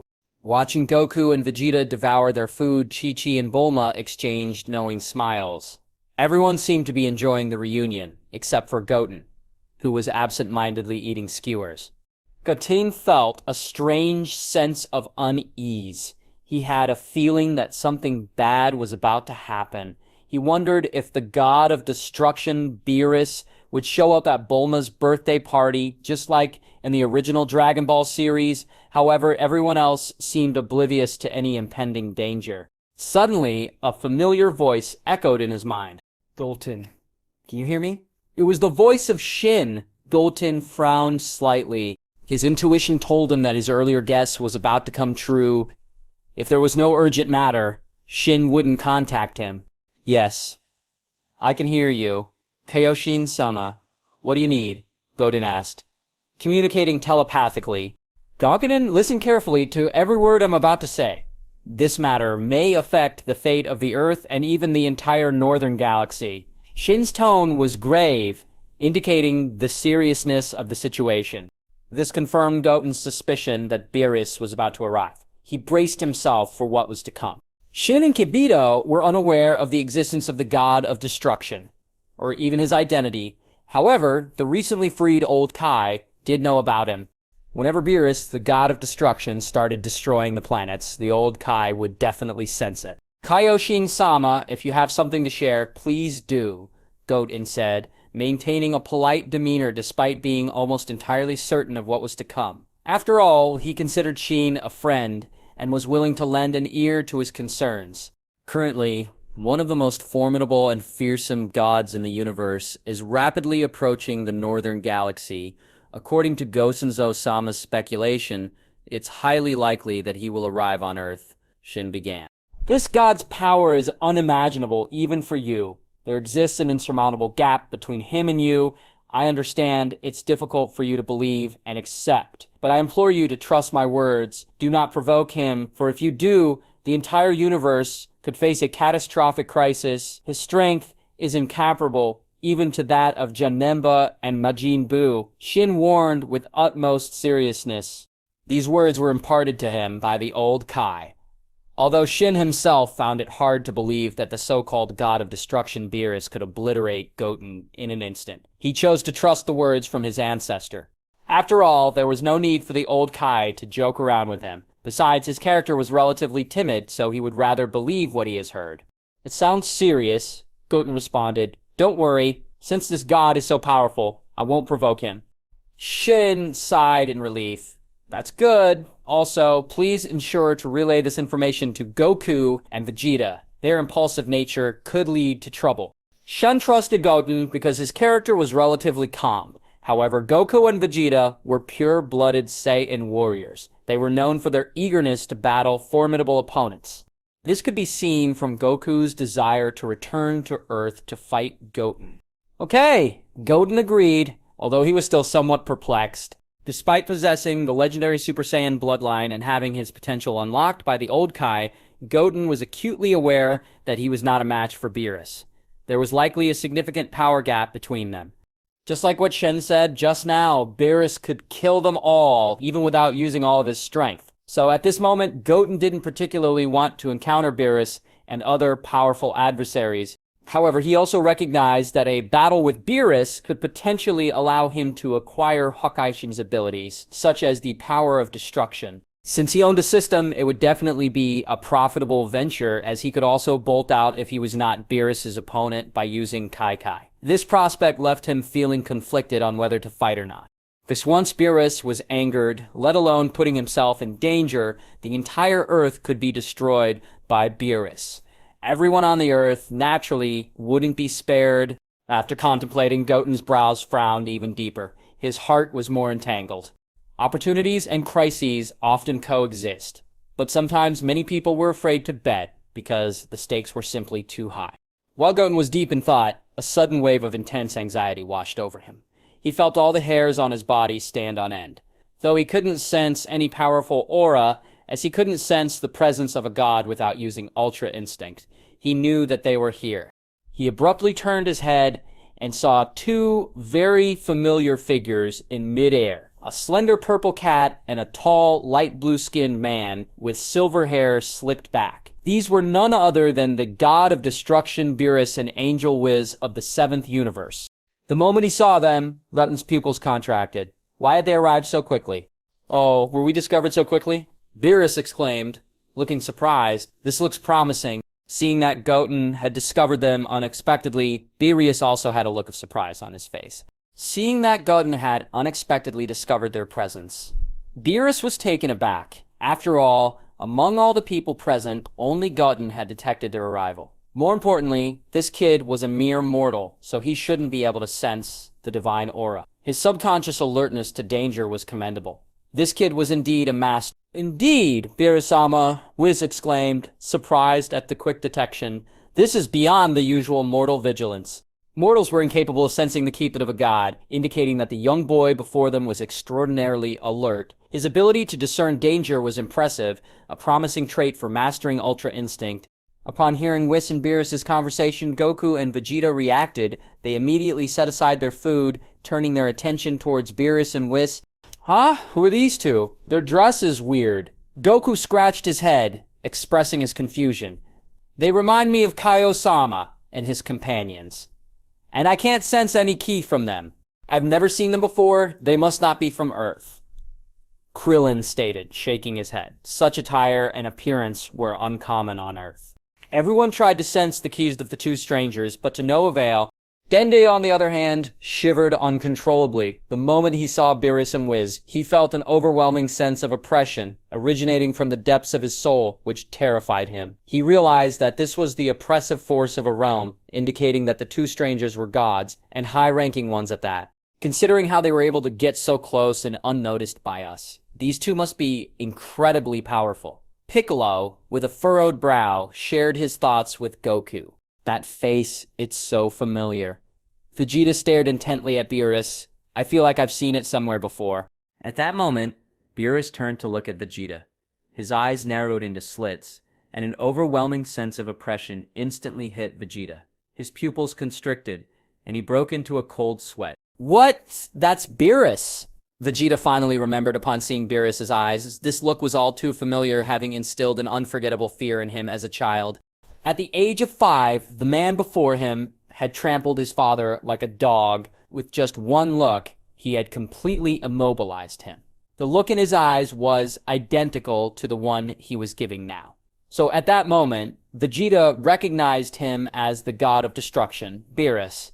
Beerus? Goku was puzzled. Who is that? Why haven't you mentioned this name before? Vegeta. Is he your friend? Goku had never heard Vegeta mention the name Beerus before. And how did Vegeta come to know such a person? Goku, if those two were Vegeta's friends, he wouldn't look so terrified. Piccolo glanced at Vegeta's terrified expression, then said to Goku, "It seems my guess was correct. These two are incredibly powerful." Vegeta's character was one of extreme pride. There weren't many beings that could instill fear in him. But the man before him had made Vegeta break into a cold sweat with fear just by looking at him. This was undoubtedly an opponent of unimaginable strength. Wow, ha! Has another strong opponent appeared? Exciting, right, Vegeta? Goku casually said to Vegeta, his face filled with excitement. But Vegeta's expression became even grimmer. He's a god, a very, very powerful god, Dende spoke to everyone in a fearful voice. In fact, everyone had already come to this conclusion. If they couldn't sense the ki of these individuals, it meant they were gods. And as Vegeta had just mentioned, the person seemed to be called Beerus. In a low voice, Vegeta cursed at Goku. If you don't want to die, if you don't want the entire Earth to be destroyed, shut your mouth, Kakarot. Vegeta knew Beerus's power better than anyone. He could obliterate the entire Earth in an instant, and they wouldn't be able to stop Beerus at all. Huh. Vegeta? This doesn't seem like you. Goku looked at Vegeta in surprise. This man, just like himself, usually got excited whenever he encountered a strong opponent. But what happened today? There was no excitement at all, and he seemed a bit scared. Were the two strangers who suddenly appeared that powerful? At that moment, Beerus, floating in midair, looked at Vegeta and spoke. "Long time no see, Prince Vegeta, but you dare to call me by my name. Do you think your life is too long?" Beerus's voice was calm, but not pretentious. At his words, Vegeta trembled with fright. Immediately, he responded respectfully, "Forgive me, Beerus-sama, I lost my composure just now." Goku and the others had never seen such a respectful look from Vegeta. Even Frieza hadn't received such respect from him before. It seemed that the fear had penetrated deep into his bone marrow. Tusk, tusk, tusk. What a disappointment. Beerus shook his head, then said contemptuously, "As the prince of the warrior race, the Saiyans, have you lost your nerve?" He had thought that the current Vegeta could at least serve as a sparring partner, but it seemed he had overestimated him. Perhaps the moment Vegeta saw him, he had completely lost the courage to face him. "Hey, isn't this guy too arrogant?" Goku shook his fist, very dissatisfied with what Beerus had just said. Whoosh! At that moment, Goten's body flashed and appeared in front of Goku. He said in a low voice, "The power of Hakushin Beerus is beyond your comprehension, so don't even dare to challenge him. We stand no chance against him." It wasn't that Goten was belittling himself, but if he wanted to protect the Earth, he must not act impulsively here. He also couldn't provoke Beerus. Goten knew very well that what Beerus hated most was mortals who lacked due respect for gods. But Beerus was quite reasonable when he was in good mood. As long as they didn't rashly provoke him, generally speaking, he wouldn't get angry. He hadn't anticipated that Goten, who was so formidable, would make such a statement. This revelation not only surprised him, but also piqued his interest even more. "Is he stronger than you?" Goku asked, his eyes wide with surprise. "Yes, he is indeed far stronger than me," Goten admitted, nodding in agreement. The gap between him and Beerus was undeniable. At that moment, Whis noticed something peculiar. He observed the halos hovering above Goku and Vegeta's heads, and said to Beerus, "Beerus-sama, it appears that Goku and Vegeta have received special permissions after their demise, allowing them to return to the mortal realm. Typically, after death, only the souls of the deceased remained. However, these individuals had retained their physical forms even after death. Moreover, they had been granted the ability to return to the mortal world, a clear indication that the authorities of the otherworld had made an exception for them. This was a concerning development. Regardless of their contributions to the universe, the dead should remain as such. Returning to the mortal realm was a violation of universal laws. Heh, it seems those fellows responsible for the otherworld need to be taught a good lesson, Beerus mused. But what I am most concerned about now is not these things. The only thing which interests me now is the Super Saiyan God. However, his primary concern was not this anomaly, but the Super Saiyan God. He had journeyed all the way to the northern galaxy for this purpose. Turning to Vegeta and Goku, he asked, "You two are Saiyans, correct? Have you ever heard of someone called Super Saiyan God?" Upon hearing Beerus' question, Vegeta and Goku exchanged puzzled glances. It was evident that they were unfamiliar with the term. "Super Saiyan God? What is that?" Goku asked Vegeta, who retorted, "How should I know? Can't you keep quiet for once, Kakarot?" "This stupid bastard, he always causes trouble. If Earth is destroyed because of this guy, even when I return to Kaio's planet, I will not spare him." Vegeta then addressed Beerus respectfully, "Beerus-sama, I must confess that I have never heard of this Super Saiyan God. However, we are familiar with the concept of a Super Saiyan. As the former prince of the Saiyans, Vegeta was well versed in his people's history, but the term Super Saiyan God was foreign to him." "So you're unaware." Beerus sighed, disappointed. "Seems my journey here was in vain." He had traveled half an hour to this remote planet only to find nothing of interest. It appeared that this planet's existence was unnecessary. After all, he had to leave some mark of his visit. At this point, Goten was deep in thought. He wondered if a good fight with Beerus would persuade him to abandon his plan to destroy Earth, just like in the original story. If he could manage that, he might also pick up the God of Destruction's exclusive destruction abilities. "Beerus-sama, I believe I mentioned that your dream was merely ordinary. Didn't I say that the Super Saiyan God you seek does not exist in this universe? Perhaps we should return home. The ice cream won't taste as good if it's left in the freezer for too long," Whis suggested, noticing Beerus' change in demeanor. Despite Earth's relatively primitive technology, the strength of its inhabitants was commendable. It was a planet with a high overall mortal level. Destroying it would likely cause a slight decrease in the 7th universe's overall level. "Since I'm already here, it wouldn't be my style to leave without accomplishing anything. If the Super Saiyan God cannot be found, then this backward planet shall be destroyed," Beerus declared indifferently. To him, annihilating a planet and extinguishing hundreds of millions of lives was as mundane as eating and drinking. Upon hearing Beerus' intention to destroy Earth, everyone clenched their fists tightly. As Earth's protectors, they would never allow anyone to harm their home, regardless of how powerful the enemy might be. They were prepared to fight to the death. However, Vegeta was terrified. He was pale, knowing full well that even if they all joined forces, they stood no chance against Beerus. The overwhelming pressure he exuded was impossible to ignore. Goten was also prepared.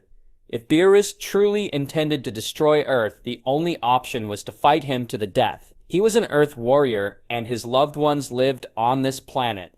Even in the face of the God of Destruction, he would not back down. At that moment, Goku stepped forward. He looked up at Beerus with a serious expression and said, "Hey! I may not know who you are or how strong you are, but I won't allow you to casually destroy the Earth that we've fought so hard to protect." Piccolo and Krillin also stepped forward, staring at Beerus resolutely. Even if he was a god, they would not allow him to destroy Earth. "Oh, a bunch of insignificant mortal bugs dare to oppose me?" Beerus sneered. In his eyes, these individuals were no more significant than bugs, easily crushed with a single hand. You all stand back. There's a significant gap between your strength and his, Goten said, stepping forward. Their strength was indeed too weak. Beerus could easily kill them all without breaking a sweat. Such a senseless sacrifice was unnecessary. Everyone's eyes immediately focused on Goten. Without any hesitation, they all took a few steps back. They were well aware of Goten's strength. If Goten couldn't handle the god of destruction, then it would be futile for them to intervene. After everyone had retreated, Goten addressed Beerus. Beerus Soma, are you seeking the Super Saiyan God in hopes of finding a worthy opponent? If that's the case, I'll be your opponent. You? Beerus cast a contemptuous glance at Goten. Although the boy was alert, how much strength could a child possibly possess? That's right, since you're already here, there's no harm in trying. Goten affirmed, nodding firmly. Don't get too cocky, Saiyan whelp, Beerus warned, his eyes narrowing at Goten. It's true that you possess a level of alertness that others lack, but do you really believe you're fit to challenge a Hakuhenshin? I came here in search of the Super Saiyan God. I have no interest in insignificant pests like you, Beerus added dismissively, a slight frown marring his features. In his eyes, Goten was nothing more than an ordinary being with a slightly heightened sense of awareness. He was far from the formidable adversary Beerus had envisioned in his dreams, and certainly nowhere near possessing even a billionth of Beerus's own power. Who's to say? Unless we try, Goten retorted, his tone serious. He was well aware of the risks involved in confronting Beerus directly. However, if no one stood up to Beerus, the Earth would inevitably face disaster. Perhaps by throwing away his dignity, he might be able to hold Beerus back, by using possibility of using Beerus's weakness for gourmet food to his advantage, but he quickly dismissed the idea, as he was unwilling to do it. Besides, if he could engage Beerus in battle, there was a chance he could acquire the Destruction God's abilities. It was a risk, but it seemed worth taking. Besides, if Beerus approved of his next performance, maybe he would be unwilling to destroy the Earth. Just like in Dragon Ball Super. An insolent brat who doesn't know the meaning of fear, Beerus muttered, his tone indifferent. You lot simply can't comprehend the power of a Hakuhenshin, but since you're so eager to try, I'll indulge you for a few seconds. Beerus initially dismissed Goten's request, but eventually he agreed. After all, it would only take a few seconds. A few seconds later, the planet would cease to exist. Then can you promise not to harm the innocent people on Earth until our battle is over? Goten pleaded. He knew that once they started fighting, the Earth could be destroyed in an instant. He wanted Whis to ensure the Earth's safety until the battle was over. What a nuisance, Beerus grumbled, glancing at Whis. Fine, agree to his request. Yes, Beerus-sama, Whis responded, nodding respectfully. He tapped his staff lightly on the ground, and a wave of green energy spread out from his feet, covering every inch of the Earth. A light green halo appeared around all the creatures on the planet. For an angel like Whis, this was a simple task. Little devil, I can't believe I agreed to your absurd request, Beerus muttered, shaking his head in disbelief. But if your strength fails to pique my interest, I won't hesitate to destroy this planet, including you. Goku, will my Goten be okay? Chi-Chi asked, her face filled with worry. She couldn't sense how strong Beerus was, but judging by the expressions on Goku and Vegeta's faces, she knew he was a formidable opponent. Moreover, Goten had admitted that he couldn't defeat Beerus, which only added to her worries. Don't worry, Chi-Chi, Goku reassured her, taking her hand. If Goten is in danger, we won't hesitate to rush to his aid. Of course, this was just consolation, because if even Goten was not the opponent of Beerus, they are even more incomparable. Their only hope now is that Goten could defeat Beerus. Goten, you must win! Gohan prayed silently. Boy, although your superiority makes me feel very uncomfortable, but now you have to use all your strength to defeat Beerus. Let him not look down on a Saiyan's power. Vegeta clenched his fists tightly, thinking secretly in his heart. Although he didn't like Goten, that kid, very much, he didn't like Beerus even more. Come on, Goten, you can do it. Krillin also cheered for Goten. As the crowd watched, Goten and Beerus slowly rose into the air. They stopped when they were about 100 feet above the ground. Little devil, you Saiyans have some flashy transformations, don't you? Beerus asked indifferently. They may be useless, but at least they seem to increase your strength. Hurry up and transform Otherwise, you won't stand a chance against me with your current strength. Ah, you're absolutely right, Goten replied seriously. In the face of a hockey sheen, I can't afford to be careless. If it were anyone else, maybe he wouldn't have started off with the Super Saiyan transformation.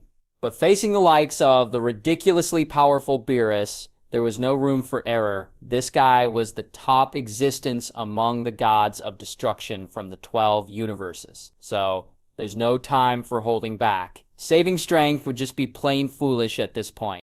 Then transform quickly! Beerus commanded, his tone laced with impatience. He had no illusions about Goten. To challenge a god of destruction, Goten would need far more than what he currently possessed. In the god realm of Kai, old Kai was pacing anxiously, his face a mask of fear. Fools. They're all fools, he muttered, his voice echoing in the god realm. I warned them explicitly, yet they still chose to challenge Beerus-sama. Do they not understand the catastrophe this could bring upon the universe? As he paced, old Kai couldn't help but voice his frustrations. Despite his clear warnings, Goten and the others seemed to have disregarded his advice. Their decision to confront Beerus was akin to courting death. Their demise could potentially provoke Beerus further, leading to a disaster of cosmic proportions. Upon hearing old Kai's words, Shin raised an eyebrow. He felt that the blame didn't lie with Goten and the others, rather it was Beerus who was excessively tyrannical, threatening to destroy planets on a whim. Faced with such a situation, should Goten and the others simply stand by and watch their home be destroyed? He retorted, Gosen-zo-sama, while I usually agree with your statements and opinions, I must disagree with you on this matter. Beerus-sama may be powerful, but he now threatens to destroy Earth, the home that Goten and the others have fought so hard to protect. For Goten, the destruction of Earth would mean the loss of all hope. Under such circumstances, shouldn't they fight back? Fighting might offer them a glimmer of hope, rather than sitting idly by, awaiting their doom. Shin's tone was firm and resolute. This was perhaps the first time he had spoken so assertively to his ancestor. However, he truly believed in his stance. In the face of an arrogant god of destruction, one should fight back. No one wishes to be a sacrificial lamb, least of all Goten, who possesses immense strength. Hearing this, old Kai looked surprised. He hadn't expected the usually docile Shin to speak so assertively. While his words were indeed true from the perspective of Goten and the others, old Kai felt that his vision was too narrow. If they were to anger Beerus, it wouldn't just be Earth that would suffer. The entire northern galaxy, even the entire universe, would face a great catastrophe. There's nothing we can do now. It's already reached this point. Old Kai sighed. He couldn't say anything. From the perspective of those mortals like Goten, what they did was indeed right. But what he just said was, from the perspective of a Supreme Kai, from the perspective of protecting the universe. His words were also completely correct. Meanwhile, on Earth, Goten clenched his fists. Ha! A deep roar erupted from his throat as a powerful aura burst forth from his body. Energy ripples visible to the naked eye appeared in the sky. Vibrant green flames enveloped his body, piercing through the clouds like a beam of light. At this moment, Goten's aura had reached an unprecedented level of terror. Both Goku and Vegeta were taken aback. Although Goten had transformed when facing Majin Buu and Janemba before, the aura he released during those transformations paled in comparison to his current state. This indicated that Goten had been holding back his power during those battles. However, facing Beerus now, he was going all out. Even Whis standing to the side couldn't help but glance at Goten, feeling the surge of power. A hint of surprise crossed his face. Although this aura was still incomparable to Beerus, it was undeniably strong. In the entire 7th universe, apart from himself and Beerus, there was no aura stronger than this. Even the Supreme Kais paled in comparison to the young warrior before them. Oh, interesting, Beerus mused, a look of surprise on his face. You possess a formidable power hidden within such a small body. No wonder you were so confident earlier. I must admit, I underestimated you. Before, he felt he could defeat the brat in front of him effortlessly, but the aura erupting now was unprecedentedly powerful. Among all the opponents he had faced before, except for gods of destruction from other universes, it seemed that there was no one stronger than this kid in front of him. Although the Super Saiyan God from the prophetic dream wasn't found, this brat seemed to be a good opponent. At least he wouldn't be killed too quickly. Amidst continuous roars, the vibrant green flames enveloping Goten's body surged like a raging sea. All eyes were fixed on him. Goten's hair color directly turned into vibrant green hue, and his pupils turned into gold. The suit on the upper body had been torn, revealing a bare upper body adorned with powerful muscles, a testament to his immense strength. And this was his legendary Super Saiyan form. Goten at this moment had unleashed all of his power without holding back. The current him should be the full power form of LSSJ. In the first stage, the power of his at this moment was completely incomparable to before. In fact, it was estimated to have reached beyond the power of Super Saiyan God. After transforming into the legendary Super Saiyan form, Goten stabilized his aura and addressed Beerus politely. Beerus-sama, this is my power after transformation. I look forward to learning from you. Interesting, Beerus repeated, a hint of excitement in his voice. You are indeed much stronger than I had anticipated. It seems the upcoming battle won't disappoint me. After millions of years, it seemed that Beerus would finally have a worthy opponent to spar with. The young Saiyan standing before Beerus was full of surprises. Initially, Beerus had no expectations of him, but now it seemed that the boy's strength far exceeded his imagination. Although he still couldn't match Beerus, he was more than capable of a warm-up match. Come on, Beerus-sama, Goten challenged, wasting no time on unnecessary words. Little devil, you should be the one to attack first. Beerus retorted, waving dismissively at Goten. Despite being surprised by the boy's strength, Beerus didn't feel the need to make the first move. Whoosh! Without uttering a word, Goten flashed forward, rushing towards Beerus. At an incredible speed, he threw a punch with all his might, only for Beerus to casually catch it with his right palm. The collision sent shockwaves and airwaves in all directions, creating a massive sonic boom. If it weren't for Whis' protective power, the energy shockwaves could have obliterated the entire Earth. What? He caught Goten's punch so easily. Goku and Piccolo were shocked. They could feel the power behind Goten's punch. If it had landed on them, their bodies would have exploded instantly. But Beerus caught it easily, his expression unchanged. This made them realize just how formidable Beerus truly was. Shh. Boom! Boom! Undeterred by his failed punch, Goten continued to throw countless more. Sonic boom after sonic boom echoed through the air, causing the Earth to shake. Fortunately, Whis' power protected the Earth from any damage. Whoa! Are these all Earth's delicacies? They look so delicate, and I've never seen them on other planets. May I have a taste, please? Whis asked, his eyes lighting up at the sight of the various delicacies on the luxury cruise ship. Yes, of course, the chef at the food stall stammered, taken aback by the sudden request. He knew better than to underestimate the companion of the powerful cat-like being. At this time, Bulma also noticed Whis. Is that guy really a god? Looking at his eyes, why does he look more like a foodie? She wondered. If Whis was a foodie, then perhaps Beerus was too. If both of them were foodies, then maybe there was a chance to avert the crisis even if Goten failed. Boom! Meanwhile, in the sky, Goten and Beerus were engaged in a fierce battle. The muffled sounds of their collisions and the sonic booms they created were incessant. They were moving so fast that the human eye couldn't keep up. The only way to track their location was by sensing Goten's ki and the constant sonic booms. Boom! Suddenly Beerus landed a punch on Goten's chest, sending him flying several hundred feet backward. Goten felt a tightness in his chest and struggled to breathe. Even though Beerus hadn't used his full strength, the punch was incredibly powerful. Oh no! Goten got hit! Is that guy really so scary? The onlookers watched in horror as Goten was sent flying. They knew that Goten had reached a level of power they couldn't comprehend, yet there still seemed to be a significant gap between him and Beerus. But Goten wasn't worried. The pain in his chest didn't deter him. Instead, it stimulated the cells in his body. Under the stimulation of pain, every cell in his body seemed to become active, boiling with excitement. This is the power of the legendary Super Saiyan bloodline. Pain can better excite the body, Goten thought, a spark of excitement in his eyes. His current state was somewhat similar to Vegeta's Ultra Ego state in the second season of Dragon Ball Super.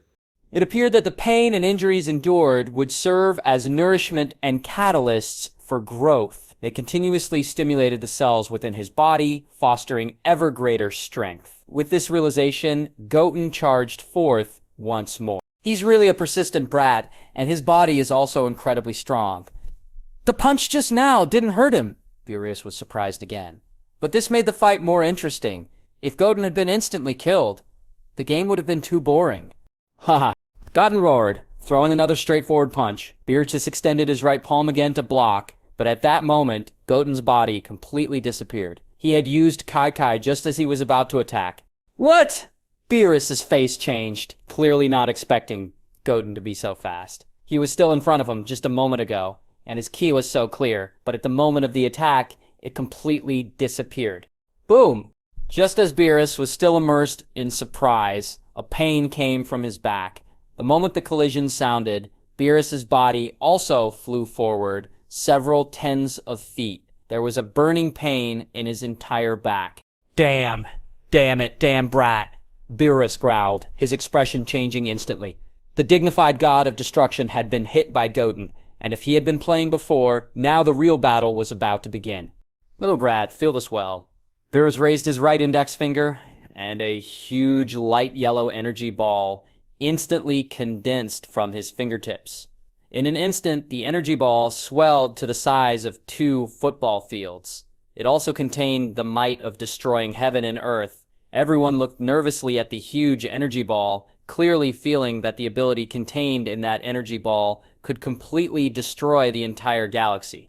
Goten's expression remained unchanged, even in the face of such a potent energy attack. The only thing he truly feared was the destruction energy of the god of destruction. If you dodge this energy ball, the earth beneath you will be obliterated.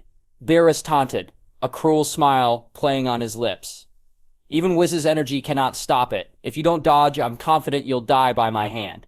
The choice was undoubtedly a difficult one. How could one choose between their own life and the fate of an entire planet? Goten remained calm, his expression unchanging. If he used his body to stop this massive energy ball, it would be challenging for it to hit the planet. However, doing so would consume a significant amount of his physical energy. Make your decision, kid. Beerus said, his laughter echoing as the energy ball in his hand began to descend. He wanted to witness Goten's decision, to see the panic and despair on his face. It's over. It's over. Goten can't catch that energy ball, Goku and Piccolo murmured, their faces paling. If he dodges, the Earth will vanish in an instant. If he forces himself to continue, even if he survives by chance, he'll definitely be seriously injured. Their hearts weighed heavy with guilt.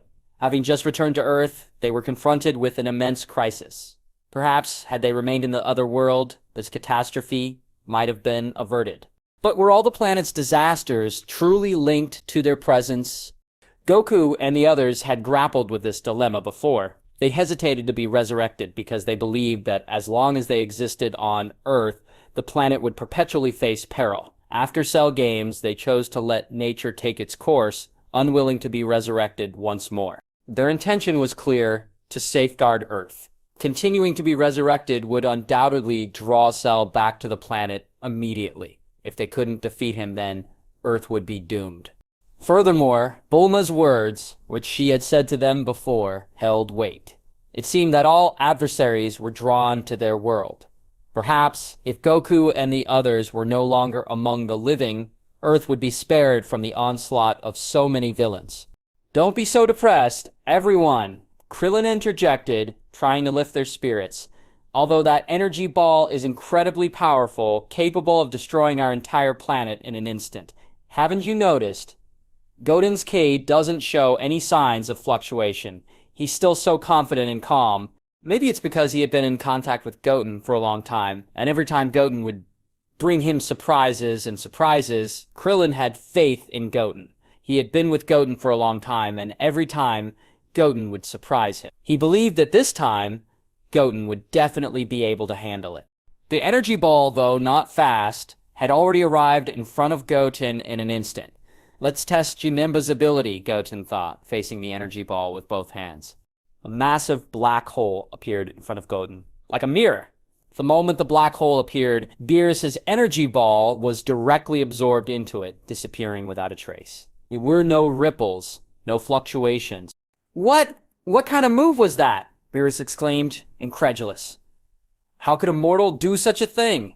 His energy ball had evaporated out of thin air. Even Whis, who was enjoying his sushi, looked surprised. Oh, it looks a bit like a spatial ability. he mused. This little guy is interesting.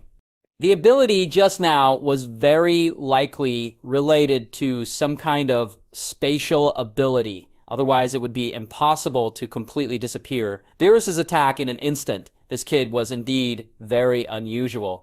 That ability, it seems to be very similar to Janemba's ability. Did you see it? Goku suddenly realized that the ability Goten used was very similar to Janemba's. In an instant, the opponent's energy attack had completely disappeared. That kid, Vegeta muttered, also noticing the similarity. He always felt that Goten was outrageous. After fighting Broly and then Janemba, Goten seemed to have acquired abilities similar to theirs. Could it be that this kid could quickly learn the abilities of others during a fight? If that was the case, it was truly terrifying. Just when everyone was extremely surprised, the black hole appeared in front of Beerus. A light yellow light was released from the black hole, and in the blink of an eye, the massive energy ball was sent back to Beerus. What? Beerus was shocked. He had thought his energy ball had disappeared due to some mysterious ability of Goten's, and now it was sent back to him. Even the gods of destruction didn't have this ability. It seemed that Goten was indeed qualified to be confident. But shock was shock. An energy attack that comes out by oneself would not harm oneself. With a light touch of Beerus' palm, the massive energy ball began to dissipate quickly. In just a millisecond, the massive energy ball disappeared completely. Little brat, you really have a lot of fancy moves, Beerus admitted, a hint of surprise in his voice. But I have to tell you seriously, these little tricks can never defeat a Hikashi, nor can they become your shield.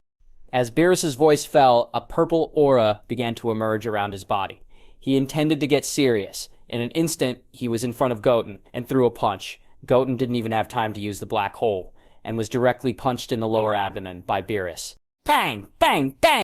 Beerus threw a combination of punches, each one denting Goten's body. Another heavy punch was swung, and Goten's chest collapsed instantly. His body was punched heavily by Beerus onto the deck of the luxury cruise ship. At this time, Goten looked extremely battered. His body was covered with clear, deep fist marks. There was no good place left on his upper body. Go Goten, everyone murmured, rushing over with concern. With such a serious injury, he should have almost completely lost his combat effectiveness. If the Senzu beans weren't used in time, his life would be in danger. But at this moment, Goten stood up again. His face was still very calm. Although Beerus' attack just now was really strong, and every punch that landed on his body caused pain with Majin Buu's super regeneration ability, this kind of injury was nothing at all. Goten shook his body slightly, and the fist marks on his body disappeared immediately. He was in mint condition.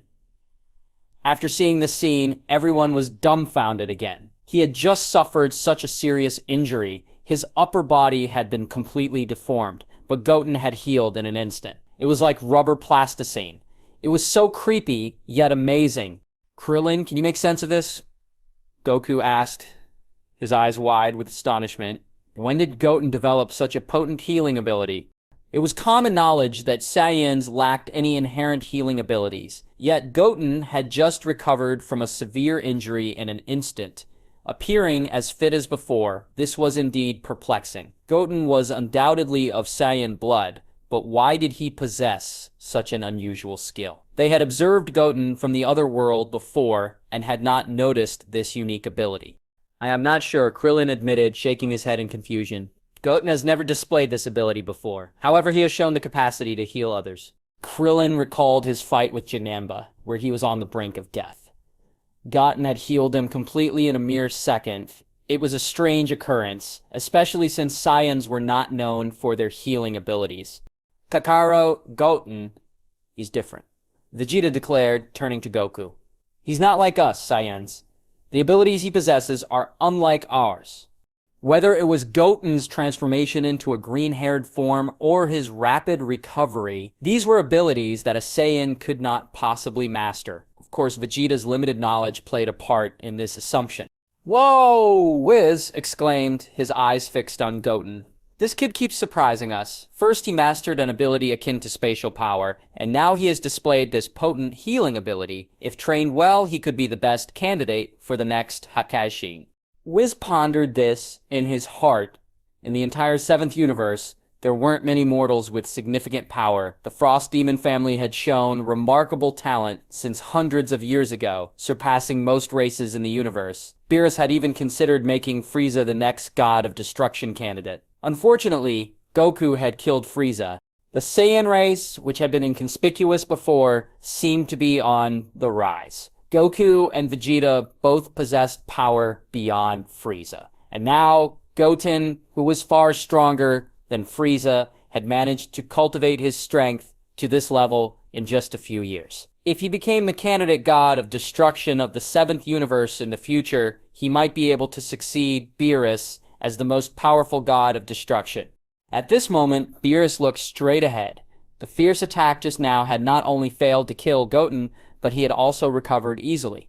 This surprised Beerus, but it also excited him. If it had been so easy to get rid of Goten, then things would have been too simple. Fortunately, Goten kept bringing unexpected surprises. Even though he thought so in his heart, his mouth said something else. Little brat, you really have a lot of tricks in your arsenal. But I'd like to know if you'll be able to recover from this again. Beerus taunted, rushing towards Goten again. This time, he increased his strength. The moment his body flashed out, he was already in front of Goten. Without further ado, he delivered a heavy uppercut to Goten's stomach. Goten spat out a mouthful of gastric juices, his body thrown into the air. Beerus disappeared again. Whoosh! Goten forcibly stabilized his body, and the moment he turned his head, he saw Beerus's cat face. There was an evil smile on his face, and his hands were already clasped, waiting quietly. The moment Goten stabilized his body, Beerus's clenched fists slammed down heavily. Boom! Rumble. Another loud bang made the luxury cruise ship tremble. The surface of the sea stirred up huge waves. If it weren't for Whis' energy protection, this blow could have smashed through the earth. This time, Beerus didn't choose to attack with energy. Instead, he swooped down, his fists pounding Goten like machine guns. Boom, boom. Punch after punch landed precisely on Goten's face and body. The newly recovered body showed clear fist marks. Again, Goten could feel the pain accumulating little by little. Although he had acquired Majin Buu's super regeneration ability, he could still feel pain. After all, as a living being who had flesh and blood, he could feel pain. If one lost even the sense of pain, they would not be a real living being. Looking at Goten, who had been completely deformed, Beerus raised his fist high again, his hand filled with purple aura flames. Boom! With the heavy punch, Goten's body split apart like a watermelon. Seeing this scene, everyone gasped in fright. Chi-Chi, Bulma, and Videl screamed in horror. The Catman in front of them was too cruel. He had actually blown up Goten's body. Ah, damn, you bastard. Absolutely unforgivable. Goku roared, unable to contain his anger any longer. He transformed into Super Saiyan 3. Gohan followed suit and transformed into a Super Saiyan 2. Then Piccolo, Krillin, and Majin Buu all raised their aura to the extreme. Whiz! At the same time, they rushed towards Beerus. Hey? A bunch of bugs, Beerus snorted dismissively. He didn't pay any attention to Goku and the others. Although each of them could be regarded as the best among mortals, possessing impressive strength, they were not worth mentioning in front of a god of destruction. And compared to Goten, Beerus had no interest in these people at all. After his indifferent voice fell, Beerus lightly tapped the ground with his toes. A purple halo instantly spread out to the surroundings.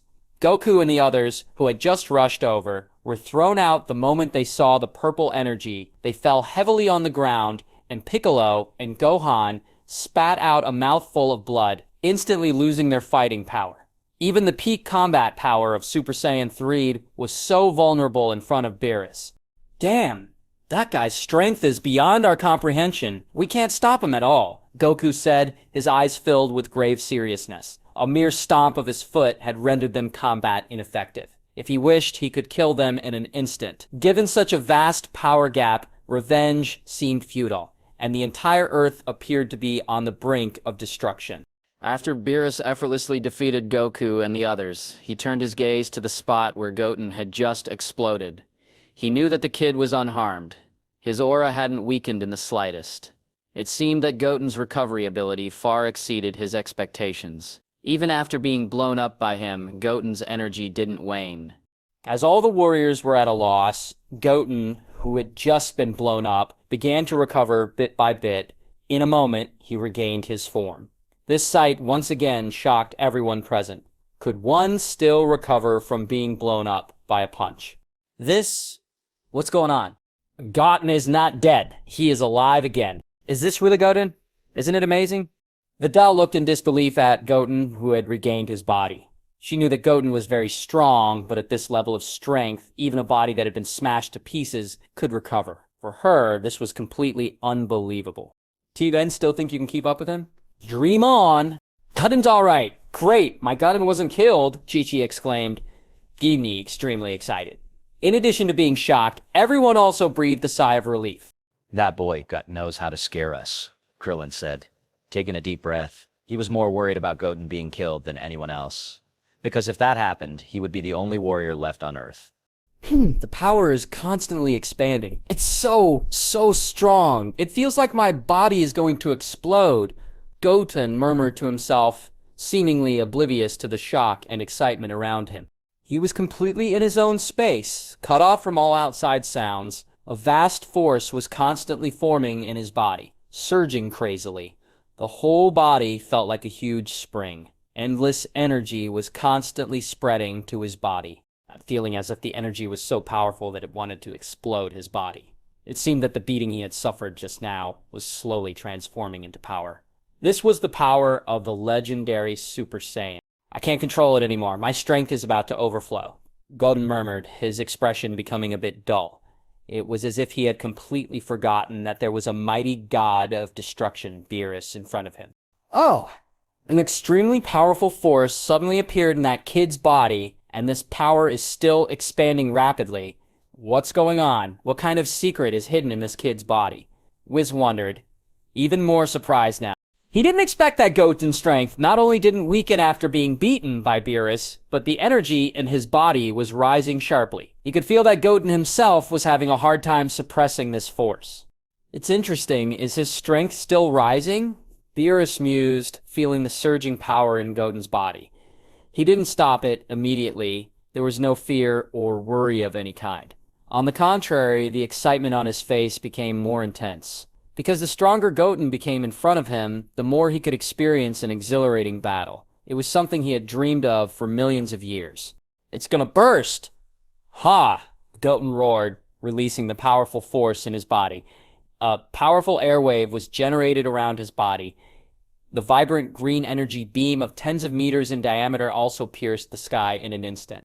At this time, the entire sky turned into a hue of vibrant green, and the dark clouds continuously circled the green beam of light. In the next second, streaks of golden lightning passed through the dark clouds and flickered in the sky. The crackling lightning was getting stronger and stronger. At this moment, the whole earth felt like it was the end of the world. Goten's vibrant green hair stood tall, and golden arcs also appeared around his body. Those electric arcs were like little snakes reappearing. The airwaves were constantly spreading. Goku and the others quickly put their hands in front of them to block, and then they were left speechless in surprise by Goten's rapidly expanding energy. Could it be?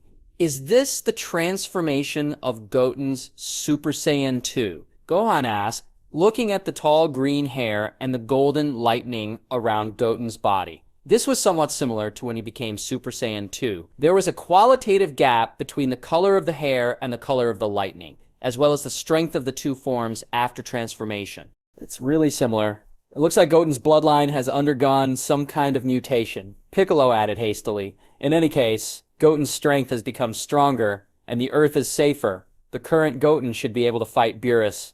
Indeed, this form could be referred to as the second level of the legendary Super Saiyan, or in short, the legendary Super Saiyan 2. Upon transforming into this form, the immense energy within the body could be released, and the body, more robust than the previous transformation, was fully capable of harnessing these energies. Is this the sensation of a breakthrough? Goten wondered aloud, his fist clenched lightly as the strength in his body continuously concentrated towards it. He had to admit the feeling was exhilarating. It seemed that battling Beerus was a beneficial experience, as he could actually enhance his own strength through combat. Now his strength had improved qualitatively. At this moment, Beerus also clapped his hands. Not bad. You actually made a breakthrough by fighting with me. I am surprised by the power you possess now, he said to Goten, a smile playing on his lips. To be honest, you are the first mortal who has excited me in tens of millions of years. Maybe it's true, as you said.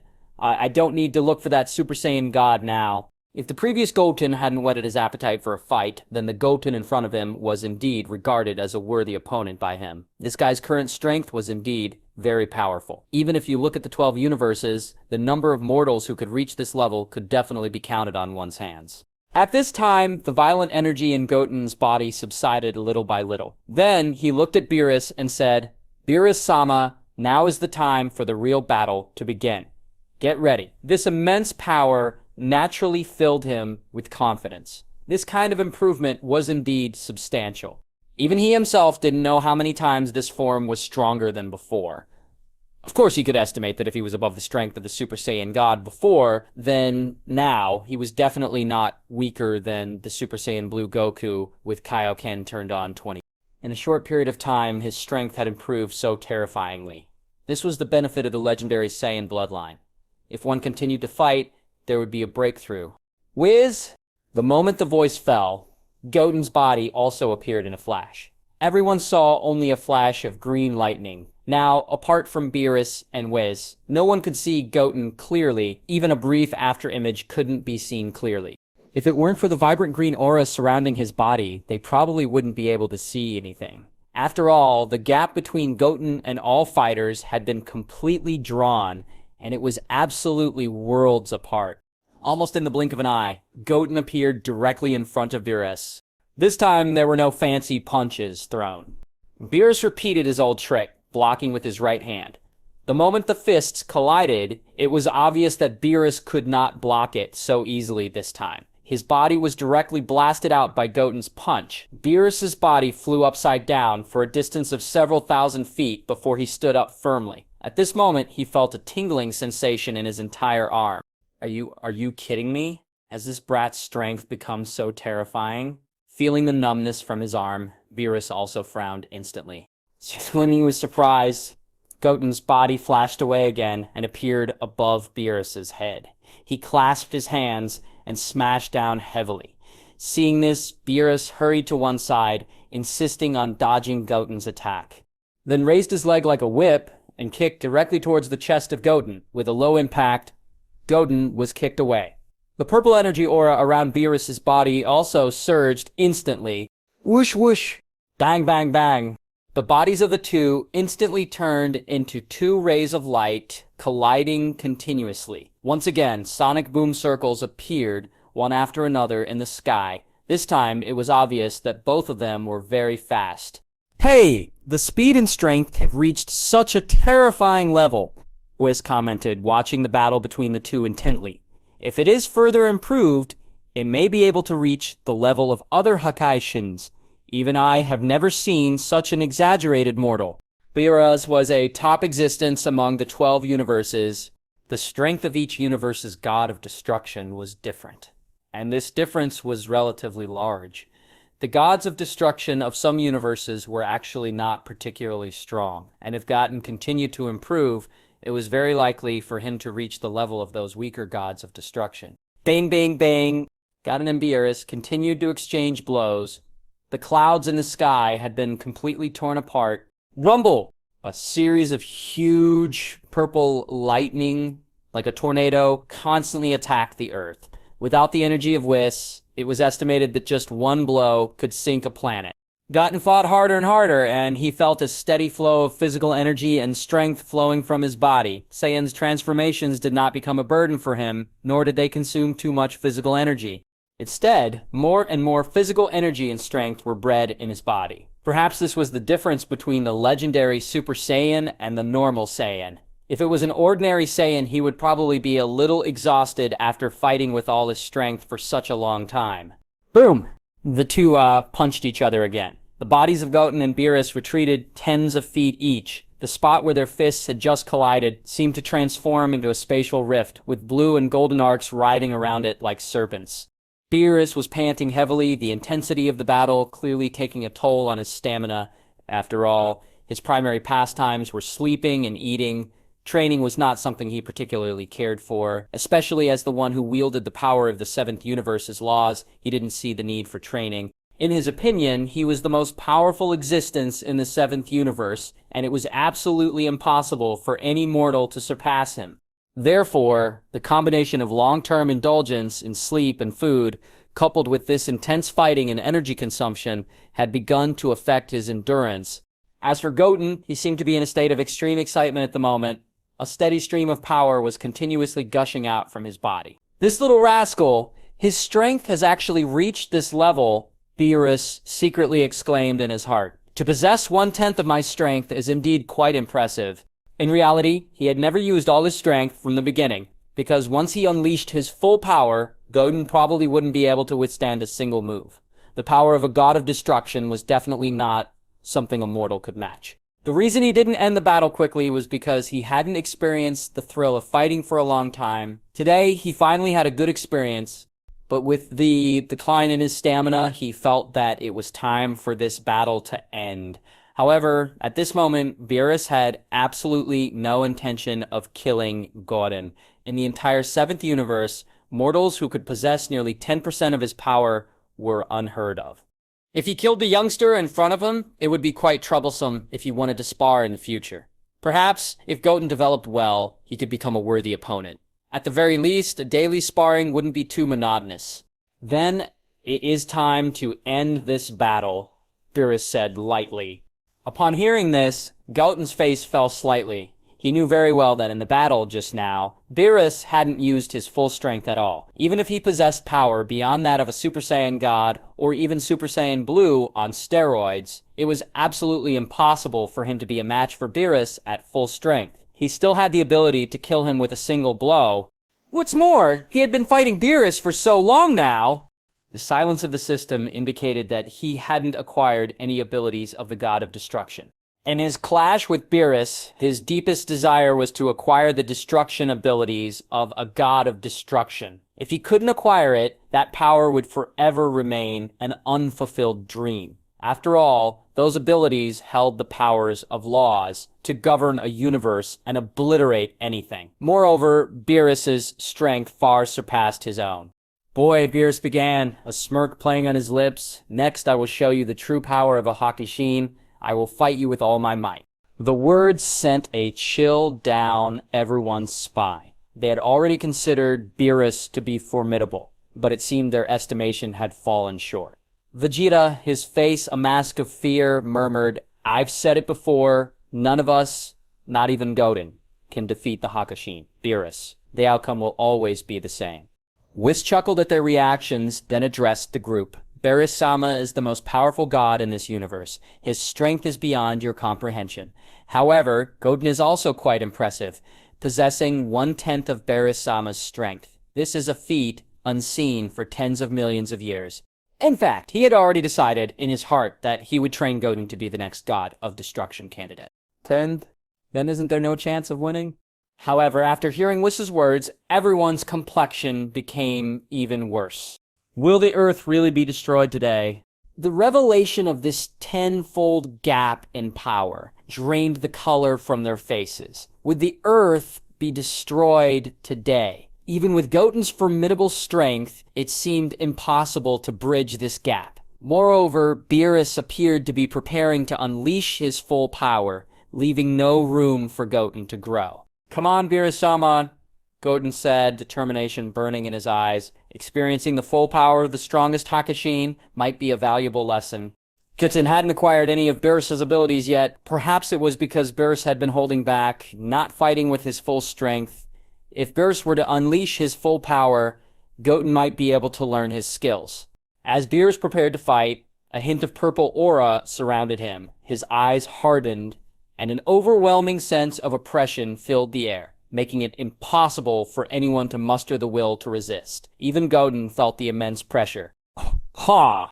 Let's fight!" Goten declared, clenching his fist. A green aura flame danced around his fist. As a Saiyan, I will never back down from a battle. With a roar, Goten's strength surged to its peak. If Beerus was going all out, he had no choice but to do the same. Another mindless attack, Beerus commented coldly. He had seen Goten use the same straight punch attack 3 times. With a swift punch, Beerus's fist penetrated Goten's body. However, there was no resistance at all. Poof! Clone? Beerus's face changed. He had just mocked Goten, only to realize he had been fooled. Looking up, he saw hundreds of Goten's clones in the sky, a technique similar to Tien Shinhan's multiform technique, but more refined. Kamehameha. Final Flash. Destructive Deca Blade. Special Beam Cannon. Death Beam? In an instant, hundreds of Goten launched various attacks, filling the sky with ki blasts aimed directly at Beerus. Although such an attack would certainly not be able to do damage to Beerus. But while he evades these attacks, he would definitely reveal flaws in his defense. Then it would be the perfect opportunity to launch an attack. How is this possible? Goten has mastered all of our techniques. The sight of the ki blasts left everyone in awe. Goten had not only learned all their techniques, but also executed them flawlessly. With a roar, Goten directed all the Kak blasts towards Beerus, who stood motionless, effortlessly dodging the attacks with minimal movement. Seizing the opportunity, Goten used Kai Kai to appear behind Beerus, concentrating all his energy into a punch. However, the moment Goten raised his fist, Beerus turned around with surprising speed, a devilish smile on his face. Smelly brat, you thought you could sneak attack me with such a sly move. But you're too naive. With those words, Beerus's right knee slammed into Goten's chest like lightning. Boom. A collision echoed, followed by a spray of blood. Goten's body flew backward, a trail of blood painting a brilliant arc in the sky. This guy used Ultra Instinct as he was sent flying. Goten realized that Beerus must have used Ultra Instinct just now. In the face of Goten's relentless onslaught, it seemed impossible for anyone to dodge his ki blasts without harm. The only plausible explanation was that Beerus had activated Ultra Instinct, allowing him to dodge subconsciously. As Goten's body plummeted, Beerus transformed into a beam of purple light, catching up with him in an instant. He seized Goten's head and slammed it down with immense force. Rumble! The moment Goten's body made contact with the ground, the earth trembled violently. Click! A crisp sound akin to shattering glass echoed through the air. The energy barrier, condensed by Whis, began to crack rapidly where Goten lay. The spider web-like cracks spread in all directions at a speed visible to the naked eye. Despite the situation, Goten continued to raise his energy. The verdant energy around his body erupted continuously. Yet, he couldn't break free from Beerus's grip. After all, Beerus was exerting all his strength, and the gap between them was still vast. Crafty brat, Beerus smirked. I know you possess a potent recovery ability, but let me tell you, those abilities are futile now. Remember, in the face of a Hakushin's sheer power, such tricks are meaningless. Beerus had to admit that Goten was formidable, possessing abilities that even gods didn't possess. However, if the strength gap was too significant, these fancy abilities wouldn't be of much use. They could only play a crucial role against opponents who were weaker or slightly stronger. Meanwhile, Goten was still constantly improving his energy. There was a vibrant green gleam in both of his eyes. Just when Beerus was reveling in his triumph, Goten's body began to fragment, crumbling into particles. Beerus was taken aback. What kind of trick is this? He couldn't believe that a mere mortal could master so many extraordinary moves. And each of these moves was really outrageous. The strength of his body was ridiculously strong. And even if Beerus's attack hits his body, this guy didn't seem to suffer much damage. And even if he was blown to pieces by him before, he could recover on his own. Now it was even more outrageous. The body actually began to fragment rapidly. It was too surprising that one person had so many superpowers in his body. Everyone watched this scene in horror. Goku found this move all too familiar. Janemba had mastered this ability, and they had suffered greatly because of it. Unexpectedly, Goten had also learned this ability. How did Goten learn so many of Janemba's abilities? Goku wondered aloud. Could it be that he has completely mastered Janemba's abilities just from one battle? If that's the case, then Goten's learning ability is too strong. One must know that he, Vegeta, and Gohan were all combat geniuses. but it was simply impossible for them to learn the opponent's tricks in the battle. Even if they deliberately asked the opponent to learn, it was estimated that they would have to learn for a long time. And he felt that this kind of ability should be difficult to learn because it should be the intrinsic ability of Janemba. But why could Goten master it? And he had mastered it so thoroughly. Piccolo and Vegeta were also shocked. They couldn't figure out why. While everyone was shocked, Goten's body quickly began to regroup behind Beerus. The moment his body reformed, Goten launched a kick towards Beerus. He had to exert 120% of his strength and speed to have a chance of survival against Beerus. Beerus snorted coldly, his face full of disdain. I said before, these kinds of tricks are useless in the face of absolute strength. He avoided Goten's attack at lightning speed, grabbed Goten by the ankle, and slammed him heavily to the ground. The tense body was smashed to the ground again. Even a sneak attack had proven unsuccessful. The strength gap between them was too great. A mouthful of gastric juice spewed out directly from his mouth. Beerus's hand was instantly attached to Goten's chest. At the same time, a burst of purple energy enveloped his body completely and his strength began to weaken rapidly. Haha, Beerus chuckled. Crafty brat, those tricks of yours are really good. But now I have used the power of God to seal your body. Can you still use them? After the purple energy completely enveloped Goten, Beerus spoke triumphantly again. He thought Goten was a good opponent and didn't want to destroy him completely. So he just sealed all of Goten's energy and body to end the fight. The rapid disappearance of his power made Goten feel an unprecedented sense of crisis. Is this the power of a Hokashin? He wondered. My body is completely locked, and I can't move at all. The rapid disappearance of this power sent Goten into a state of utter panic. This was something that had never happened to him since traveling to this world. For someone of considerable strength, the loss of power would undoubtedly make them extremely terrified. Goten found himself experiencing this dangerous sensation firsthand. Moreover, he had just tried to use the abilities of Majin Buu and Janemba. However, these powers had lost their effectiveness entirely. This instilled in him a profound fear of the gods of this world for the first time. It appears that a Hakashin's power is far more unfathomable than depicted in Dragon Ball Super. After a minute, Goten's strength had been nearly exhausted. He could no longer maintain the transformation of Super Saiyan and reverted to his normal state. As his strength depleted, Beerus withdrew his energy. In an instant, Goten felt his strength returning rapidly.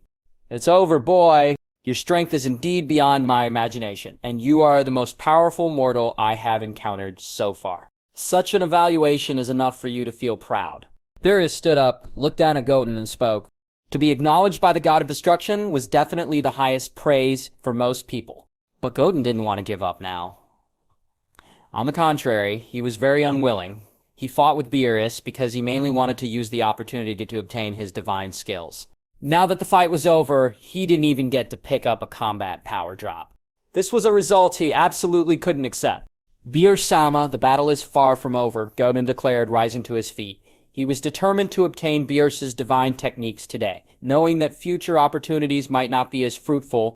Even if he were to spar with Beerus in the future, the intensity of their current battle would be unmatched. It was unlikely that Beerus would be pushed to use his full strength again. Now that he had made it this far today, Goten was resolved to acquire the God of Destruction's power of destruction. Boy, do you understand the gravity of your words, Beerus retorted dismissively. Even though your energy is recovering rapidly, it will take days to return to its peak. I've lost interest in you for now. He had previously suppressed Goten's power, and despite Goten's impressive recovery speed, it would take 3 to 5 days for his energy to fully recover. Beerus had lost interest in fighting Goten for the time being, but if Goten were to grow stronger in the future, his interest might be reignited. Whoosh! Whoosh! Just then, Goku, Gohan, and Krillin arrived at Goten's side. Goten, perhaps it's best to let it go. You're no match for Beerus-sama, they advised. Your physical condition has deteriorated too quickly. It's unwise to continue fighting. They acknowledged Goten's strength and determination, and pointed out that Beerus seemed to have no intention of pursuing the matter further. Goten had seemingly earned Beerus's approval, which was why he had spared him. However, if Goten continued to provoke him, the outcome might not be as favorable. "Oh, at least you guys have some sense," Beerus remarked contemptuously. He had no desire to destroy the planet before him, especially since he admired Goten. He saw potential in Goten, who might become the most powerful fighter in Universe 7 in the future. Destroying a planet was a choice for him. There was no need to estrange Goten by destroying a planet which held no value to him. It was not a wise move. He had no fear of God or anyone else in Universe 7, but there was no need to sow seeds of hatred in Goten's heart without reason. Ignoring Goku's advice, Goten was determined to acquire the God of Destruction's power. "Beerus-sama, I still have one more technique to show you. I believe you will be very interested in this ability," he said confidently. He was prepared to use Ultra Instinct. Although his Ultra Instinct was still in its initial stage, Ultra Instinct sign, and was not enough to defeat Beerus, he was willing to take the risk. This might be his last chance to learn Beerus's God of Destruction abilities. "Oh, do you have any other tricks up your sleeve?" Beerus asked, unimpressed. "To be honest, I'm not particularly interested. Those techniques might work on others, but not on me." Any fancy technique was meaningless in the face of the God of Destruction. "No, you'll definitely be interested this time," Goten asserted. He then began to adjust his ki, calming the previously chaotic energy within his body. Under the watchful eyes of everyone present, Goten slowly closed his eyes and began to regulate his breathing. Beerus looked on with disdain, while Whis seemed to have noticed something and looked on curiously. Could it be? No, it can't be, he thought. This kid is just a mortal with relatively strong talent. It should be impossible for him to master the skills belonging to a god. Furthermore, those violent transformations just now and that ability should conflict with each other. It's absolutely impossible for an ordinary mortal to possess two extreme abilities. Whis initially looked skeptical, but then immediately dismissed his speculation. The transformation Goten had undergone was extremely violent, with his ki raging like an untamed beast. That skill unique to gods required a peaceful mind, which was in direct conflict with Goten's previous transformation. Moreover, a mere mortal, who was estimated to live at most 100 and couple more years, could not possibly master that divine skill in 100 years. But as Whis was lost in his doubts, silver lines began to rise around Goten's body, and a wave of divine energy was instantly born within him. "What? Are you kidding? It's the ki of a god. Impossible. This kid is just an ordinary Saiyan. It's absolutely impossible for him to possess the ki of a god." Beerus exclaimed in shock. He couldn't believe what he was sensing. A mortal body was releasing the ki of a god, and this ki was not weak, but felt quite familiar. It looks like, although it's surprising and unbelievable, it seems that Goten has really mastered Ultra Instinct. "It's really surprising," Whis commented, full of surprise. His earlier guess, which he had deemed unlikely, had been proven wrong. This aura was all too familiar, and the silver lines around Goten's body were clearly the initial reaction after mastering Ultra Instinct. "It's that kind of transformation again. Goten is getting serious," Krillin exclaimed excitedly. He remembered that when Goten had used this transformation before, he had instantly eliminated Cell in his final form. He didn't know if Goten had mastered it now, but it was undeniable that Goten was still very strong. As everyone watched in shock, Goten's eyes snapped open, and a silver light flashed through them. A silver aura surged around his body, and the surrounding temperature suddenly increased. It was the Ultra Instinct sign. Although Goten knew that Ultra Instinct sign couldn't defeat Beerus, he had no choice but to initiate the final battle in order to learn Beerus's power of destruction. "Ultra Instinct? This should be a joke, right? This is a divine skill that is very difficult for us Hakashins to master. And this kid has actually reached the entry level," Beerus commented, his complacency and disdain gradually fading, replaced by seriousness. Although such strength still couldn't defeat him, the fact that a mere mortal could comprehend Ultra Instinct was enough to shock him.